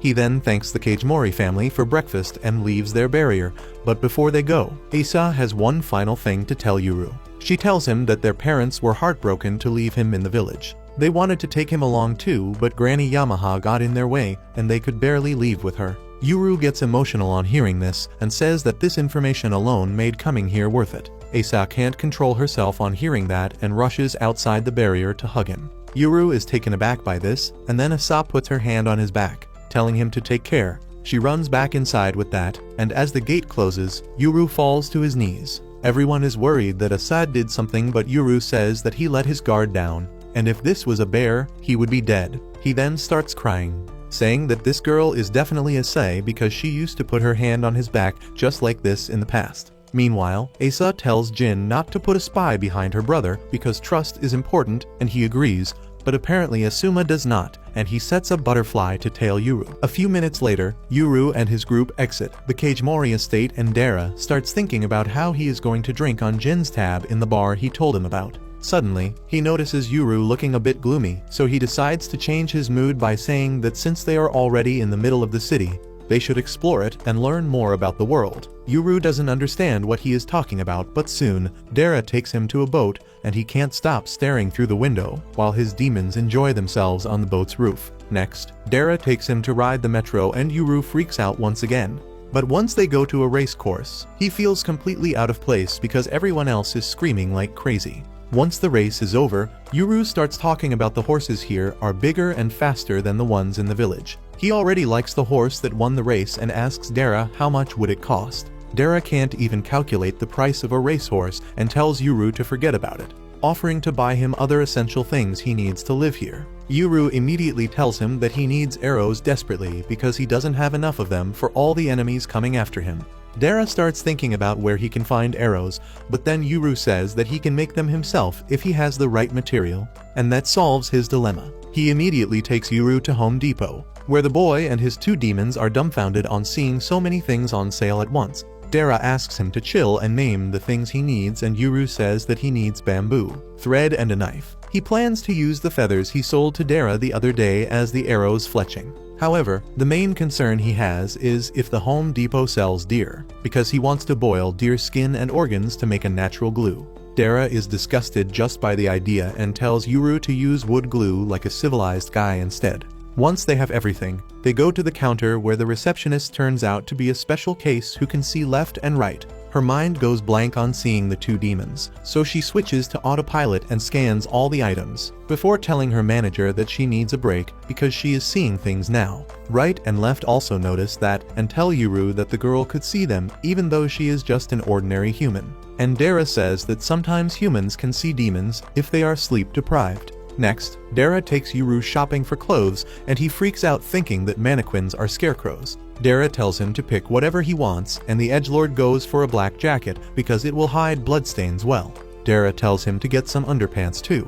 but Yuru prefers a loincloth like they do in his village. Suddenly, he remembers something important and tells Dara that when he used to hunt in the forest, some bandits tried to attack him. Obviously, they were no match for him, and he killed them first. But he noticed something strange about them. Their hands were too clean compared to the village people whose hands and nails have so much dirt that it can never be washed away. However, the most important thing was that one of them was wearing underpants like these, and now Yuru is certain that the bandits were assassins sent by the modern world to kill him. Right and left, however, think that the opposite is more possible. They tell Yuru that the village must have sent the assassins and made them dress like outsiders so that he wouldn't suspect them when he died and got the ability to seal. Yuru says that even though he wants to believe that his village wouldn't do this to him, he can't fully trust them now. Dara tells him that only he and a few other people know the way to enter the Higashi village, and Yuru is pleased to hear that because it narrows down the list of his targets. Left asks him if they are going to attack those people, and Yuru affirms, saying that they will strike them down while they are not ready. Dara was low-key expecting that from them, and Yuru says that they need to secure the high ground because that is how hunters win fights. On that note, he tells Dara that they are being followed, but he already knows about it. He says that there are 3 guys following them and tells Yuru to not look back. Yuru thinks that they might be from the Kajimori clan and tells Dara that his plan of hiding from them might have gone down the drain because he was in the selfie clicked by Asa. Dara tells him to chill because the mansion has many security cameras that would have captured his face, and he already considered that when he decided to pay the Kajimori clan a visit. Back in the Kajimori mansion, Asa is looking at her picture with Yuru. She swipes to see his solo pic, but her mood is spoiled when she sees Dara photobombing her brother. She immediately tells Gemini to remove him from the picture, even though Pope Leo wouldn't want that. Just then, Jin comes there and asks her to send him the picture of Dara, because he is a potentially dangerous person, and they need to keep an eye on him. Asa nonchalantly tells him that Dara isn't in any pictures she clicked, and the surprised Jin tells Blondie to check the security cameras for him. Deeper inside the mansion, Gonzo is talking to the captured attackers. The tan delinquent says that the guy in the camo jacket was their leader, and he contacted them last night, saying that he had a job for them. The girl shows her call logs to Gonzo, saying that she received the call around midnight, and the delinquent also got the call around the same time. Blondie remarks that they finished their fight with Yuru around the exact same time and then headed to the mansion. Jin asks them when did they enter the mansion, and they reply that they got inside just before 2 in the morning. That is surprising news for everyone because the security is tightest during night, and only clan members and their guests can cross the gate at night. Gonzo asks the 2 prisoners if there was anyone from the family at the gate to let them in, and the delinquent says that nobody was there. However, the girl reminds him that they got in through the west gate, which was wide open. This is the greatest shock for Gonzo and others because there is no west gate in the mansion. The delinquent is sure that they entered through the west gate, but Jin tells him that the entire western side is a wall. Gonzo decides that he can't trust the prisoners, so he tells his guard Kuro to do his job. Kuro steps forward and summons his demon, which is a pair of arms sprouting from his back. The arms grab the girl's demons and she freaks out, but Gabby tells her to relax because Kuro is not going to hurt anyone. He then summons his second demon, which is a talking book that reads everything about the 2 demons and their owner, including her address, her parents' divorce, and the medical bills of her ill mother. Kuro stops his talking book for a minute to give the poor girl some privacy and reads the rest of the details himself. Once he is done with the demons, he goes for the yin-yang demons currently working for Asa and reads the history of the thug who previously owned them. Kuro confirms that both these guys met each other for the first time last night. With that, Gonzo stands up and says that since both of them don't have any connection to the mastermind behind the attack and took the job only because they needed money, they should work for him. He tells the girl that he will even take care of her mother's medical bills. The delinquent gets excited on hearing this and asks Gonzo if he can clear his gambling debt too, only to get a sandal to his face. Once the matter is sorted, Gonzo walks outside with his guards, telling them to keep the 2 newbies as expendable soldiers. He also orders them to put other captured demon wielders to use and keep investigating. And once they find the mastermind, he wants them to kill that bastard and everyone associated with him. Meanwhile, Asa and others start working on cleaning the mess and repairing the house, and the delinquent asks Asa if he can have his demons back. She tells him to apologize to them and come up with names for them, and he immediately agrees. However, the yin-yang demons are not ready to forgive him yet, and Gabby suggests Asa to keep them permanently because they have cool abilities. On the other hand, Yuru and Dara leave the supermarket with the spies still following them. Yuru regrets leaving Dara's machete back at Kajimori house, but he is glad that happened because he didn't want Yuru to swing a machete in the middle of the city. Dara tells him that if he needs weapons, he can grab some from his house, and Yuru asks if he is sure about that because they are being followed. Dara doesn't mind at all and leads Yuru to his place through confusing streets. His house is full of weapons, from axes to rocket launchers, and Dara tells Yuru to pick whatever he wants. He simply picks an axe when right and left warn both of them that there are demons around. Dara gets ready for action and apprehends the 3 spies who found him in the house. They pull out their guns as soon as they see him, but Dara disarms one, while the guardians pin the others down. The remaining guy runs for his life, but suddenly a thick mist engulfs him, and when it fades, the guy finds himself lost in the middle of nowhere. Dara tells him that the house is Tatara clan's secret base, and it is practically in the same dimension as the Higashi village. Only he knows the way out and tells the spy to tell everything about himself if he doesn't want to get lost here and die.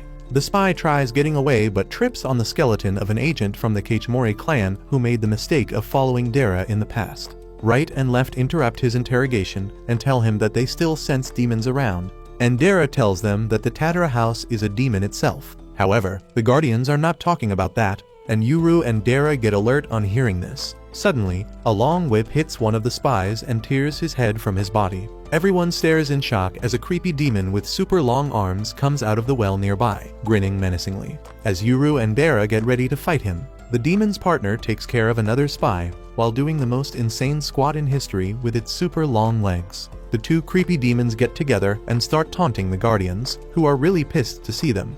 Left drops the surviving spy near Yuru, telling him to get away from this location because the demons in front of them are real monsters, and he can't handle them yet. However, she is itching for a fight, and so is Right, who seems to know the demons very well. Dara forces the knocked out granny spy awake, who immediately starts screaming in horror at the sight of the demons. Seeing her reaction, Dara determines that those demons are not hers and starts worrying about how an unknown third party managed to enter the Tatara's lost house and what they could want. He then turns to Right and Left, who seem to know the demons, for answers. Left says that they had met these demons named Longlegs and Longarms a long time ago. Even back then, the long-limbed demons caused a lot of havoc in the north side of the village. So with the help of a traveling monk who possessed the power of the seal, they confined them inside a mountain.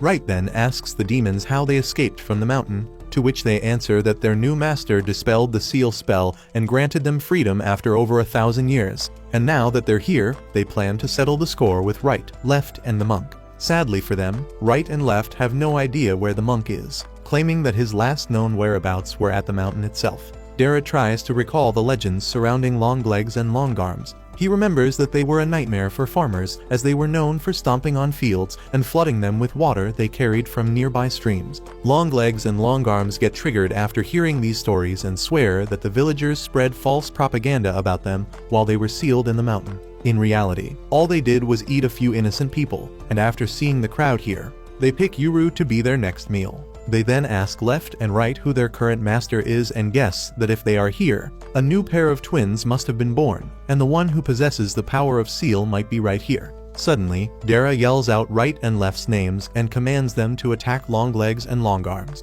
Right is about to put Dara in his place when he makes eye contact with Left and realizes that this is all an act. He quickly changes his tone and agrees to fulfill his master's wishes. Longlegs and Longarms take the bait and immediately start chasing after Dara, thinking that he is Right and Left's master. They whip their limbs forward to catch him, but Right and Left intercept them. They seem to have the upper hand at first, but Longarms swiftly escapes from Right's grip and starts bashing his head into the ground. Meanwhile, Longlegs also gains distance from Left and starts spinning his legs at a breakneck speed and uses the momentum to kick Left away. Dara fires several bullets at the demons, but this only pisses them off and draws attention back towards him.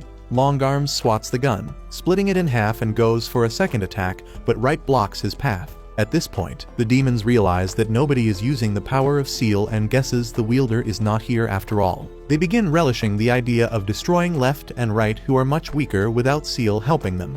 In the meantime, Dara sneaks away and reaches Yuru and the granny, who are hiding behind some rocks. He thanks Yuru for taking cover without being told to, but Yuru ignores this and instead starts grilling Dara about whether he is hurt and why he lied about being Right and Left's master. Dara explains that he is just doing his duty as Yuru's guardian, and also because he promised Assad that he would keep him safe. Yuru is still mad and insists that he can also fight. The granny spy is stunned to hear this and asks how on earth can such a little guy dream to face Longlegs and Longarms. He quickly shuts her up by pointing his axe at her, and Dara takes the chance to ask if she works for the Cage Morris or Higashi village. She quickly confesses that she was sent by the Cage Morris, but Yuru demands more details because not all Cage Morris are the same. Scared at the sight of his axe, she reveals that it was the second son, Asuma, who sent her. She claims that she was instructed to simply tail Yuru and Dara without harming them, and that she never expected to be dragged into this terrifying demon mess.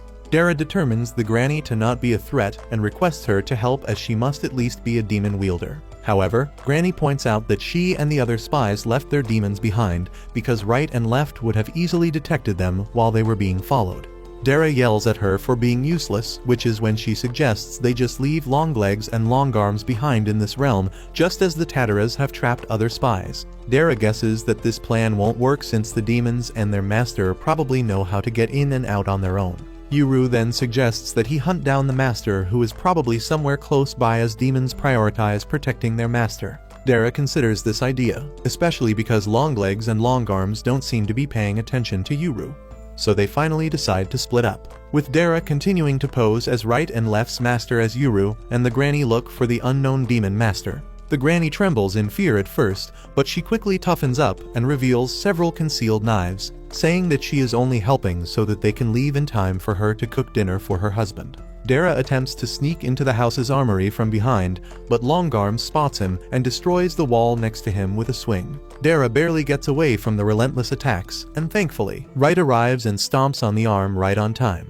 Longarms immediately grabs Right by his legs and spins him around to launch him into the air. Dara is amazed at how long the demon's arms can go, and is relieved to see that the demon's attacks made the armory easily accessible. While Longarms holds defenseless Right up in the air, the twin demons begin planning how they should kill everyone. Longlegs suggests that they kill his master first, because it would be more satisfying to kill Right and left after they have been robbed of their master. Longarms likes the idea, but before they can continue, a giant bullet pierces through Longlegs' eye. The demons freeze in shock as they have no idea what hit them. Dara, who has camouflaged himself on the ground far away, takes aim with his sniper rifle again. Thinking that he has the advantage since these demons who were trapped in a mountain for thousands of years have no clue about modern technology. He shoots again, and this time blows a chunk out of Longarm's leg and Longlegs' second eye. The back-to-back hits cause Longlegs and Longarms to lose their grip on left and right, who immediately drag the weakened demons and throw them at each other. However, the demons soon recover enough to stack on top of each other and attack as a unit. With the higher vantage point, Longarms immediately spots the granny hiding in the nearby bushes and grabs her. He then offers her to Longlegs as a snack to help him heal. As the granny is brought closer and closer to the demon's mouth, she wets her pants and snitches that Yuru is the twin who is destined to get the power of Seal. This successfully stops the demons in their tracks for a moment as they decide what to do.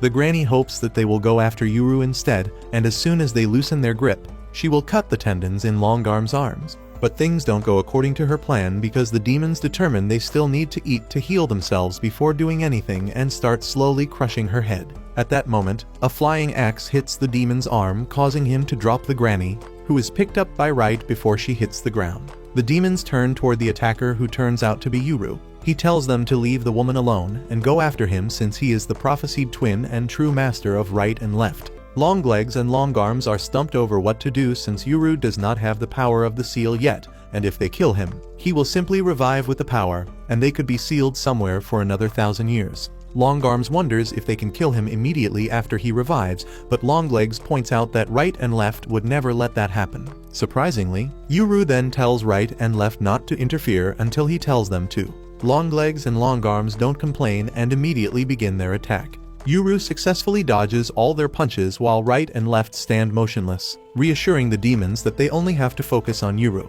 As they chase after him, Yuru wonders how Longlegs can run so fast without any eyes. They reveal that it doesn't really matter because they are like two pieces in a puzzle, and that they are at their strongest when they are together in their current true form. Longlegs stomps on the rocks in their path, and Longlegs throws them at Yuru, who barely gets away. Dara, who has been trying to take aim from afar, struggles to make a shot as the demons are moving too quickly. Before he can do anything, the demons throw a skull at him, making it clear that he can't surprise them with an attack anymore. They promise to come after Dara after killing Yuru.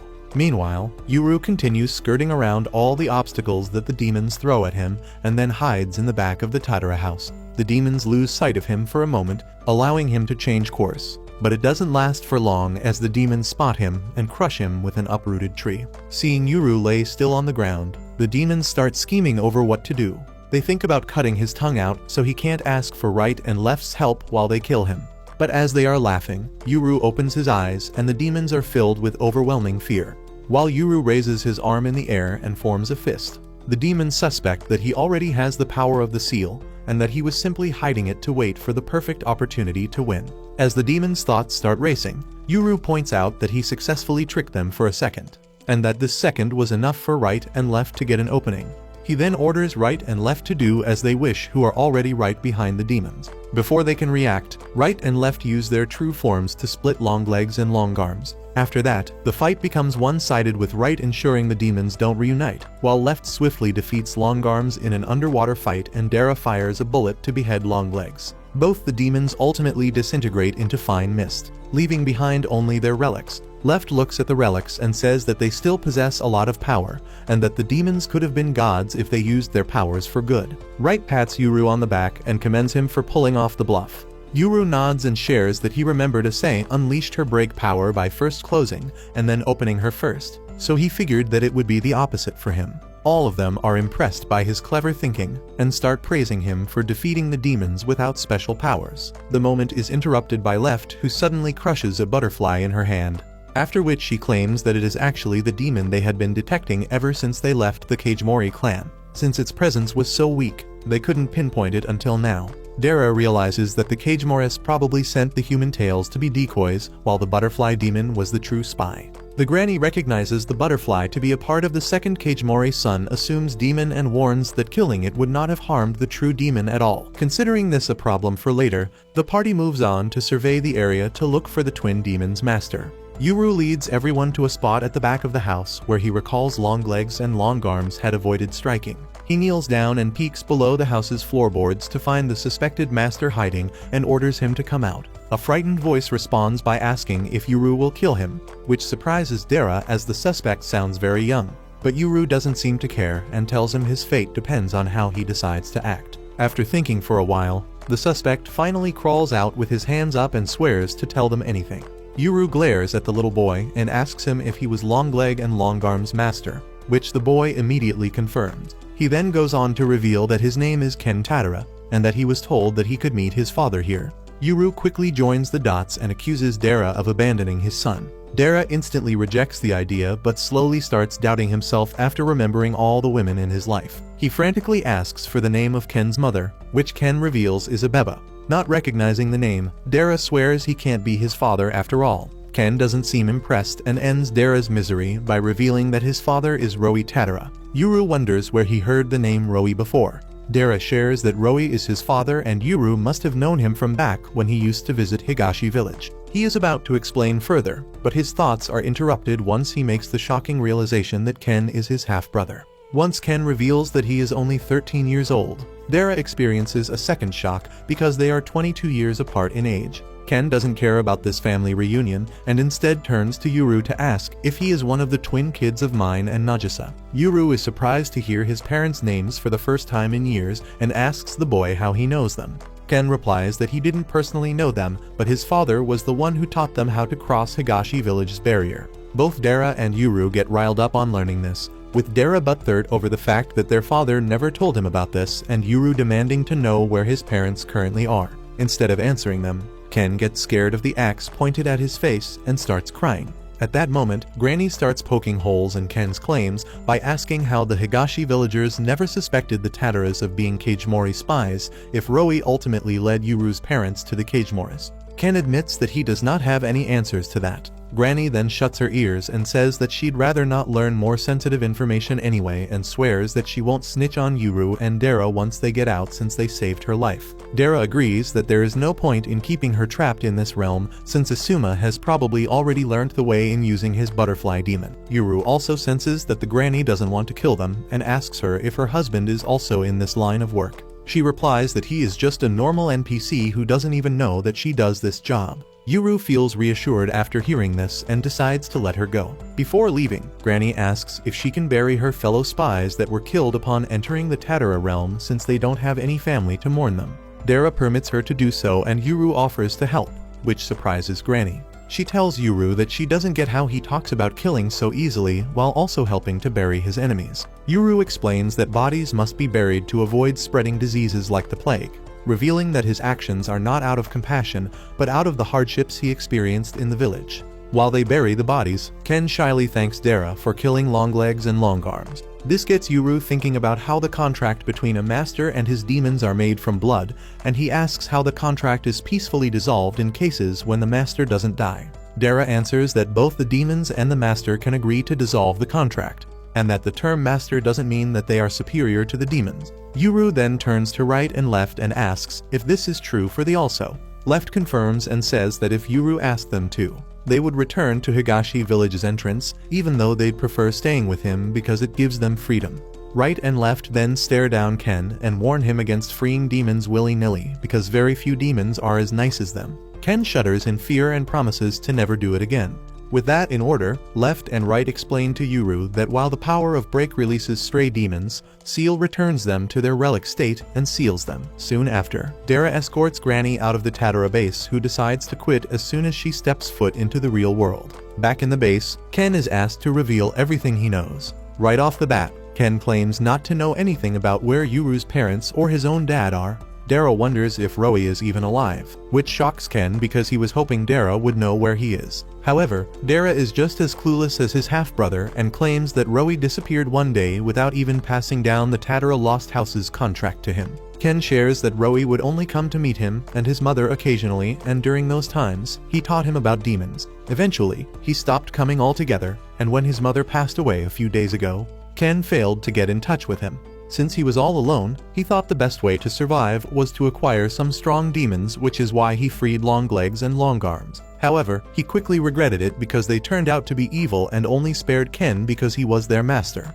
Since he couldn't let them run rampant and destroy the world, he decided to trap them inside the Tatara's Lost House dimension. Dara empathizes with Ken's absent dad's story and shares how Roi suddenly dumped all the responsibilities of the Tatara clan onto him one day 10 years ago and disappeared around the same time Yuru's parents escaped. Ken then recalls that Roi once got drunk and started complaining about how Yuru's mother, who was originally from the outside world, blackmailed him into telling her the way out of Higashi Village. Since he did not like the way the village handled the matter of the prophesied twins, he ended up telling her how to escape.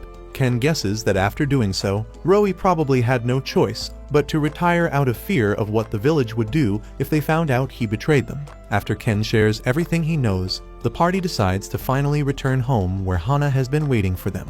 She is relieved to see everyone return in one piece, but then quickly discovers a gambling card and Jin's bars card inside Dara's bag, making her think that they were up to no good. Immediately after that, Dara introduces her to Ken Tatara, which only makes matters worse because she believes he could be Dara's long-lost son. She struggles to hide her anger as she plans to steal all of Dara's money with a divorce. Eventually, Dara and Yuru explain the whole situation and get her up to speed. After reassuring her for the 10th time that Ken is not Dara's son, but is actually Roi's, they announce that he will be staying here for a while. She is very against this because she hates kids and there's no room in the tiny apartment anyway. Yuru tries to reason that extra hands mean extra help and that kids are a treasure. Hana hits back by asking how they're sure that Ken is truly on their side. Yuru casually replies that Ken doesn't even have the bloodlust to hurt a fly. But Hana is not satisfied with this answer. She advises Yuru to be more careful with how he judges people and demonstrates her point by suddenly strangling him from the back, while explaining that although she doesn't want to kill him now, she could easily change her mind, and there's nothing he could do to get out of her grasp. By the time Hana lets go, Ken wets his pants and asks if everybody from Higashi Village is crazy. Seeing his cowardice, right and left assure Hana that it is safe to keep him around even if he is scheming something because he is a huge wuss. Ken tries to earn his dignity back by handing Hana a passbook that his mother left behind, saying that it should cover the house expenses. Hana goes through it only to discover that it is very outdated and orders Dara to go to the back to update it. Once Dara returns, Hana grabs the passbook and realizes that she's hit the jackpot. She immediately changes her tune and allows Ken to stay with her forever. Dara takes a look at the passbook and is baffled to see how loaded Ken is. They then notice that Ken's account receives a huge deposit every month, and the only person who could be sending this money is his father Roi. Since the latest deposit was very recent, it must mean that he is still alive. Yuru decides they should start looking for him, but Dara points out how this will be a difficult task because he doesn't have a single picture of him. Ken confirms the same, leading them to a dead end. Dara then considers tracking him down through Ken's mother, but Ken reveals that he already went to the bar that his mother used to work at after her death to ask about his father, but none of his friends knew a single thing about him. Dara figures that Roi probably hides his tracks really well in the normal world to evade the Cage Morris, and decides the only option left is to somehow get information from the people in Higashi village. Hana hates the idea of being dragged into this mess and excludes herself from this mission. After dinner, Dara sends the kids to bed. Once they are gone, Hana asks Dara what is inside the urn on the table. He answers that it contains the ashes of Ken's mother because there was no place to bury her. Hana feels sad to hear this and offers to bury the remains in a nice spot on her mountain if Ken would like it. Dara smiles and thanks her for the good idea. Meanwhile, Yuru and Ken, who are sharing the same room, struggle to fall asleep. While making small talk, Yuru tells Ken that he hopes they find his dad soon. Ken hopes for the same, especially because he needs to tell Roi that his mother died. The room remains silent after that until Ken starts crying. While holding back the tears, he tells Yuru that he hopes they find his parents too. Yuru is touched but doesn't say anything further. But that's where this video ends. Remember to like and subscribe to the channel. Thanks for watching, and I'll see you next time.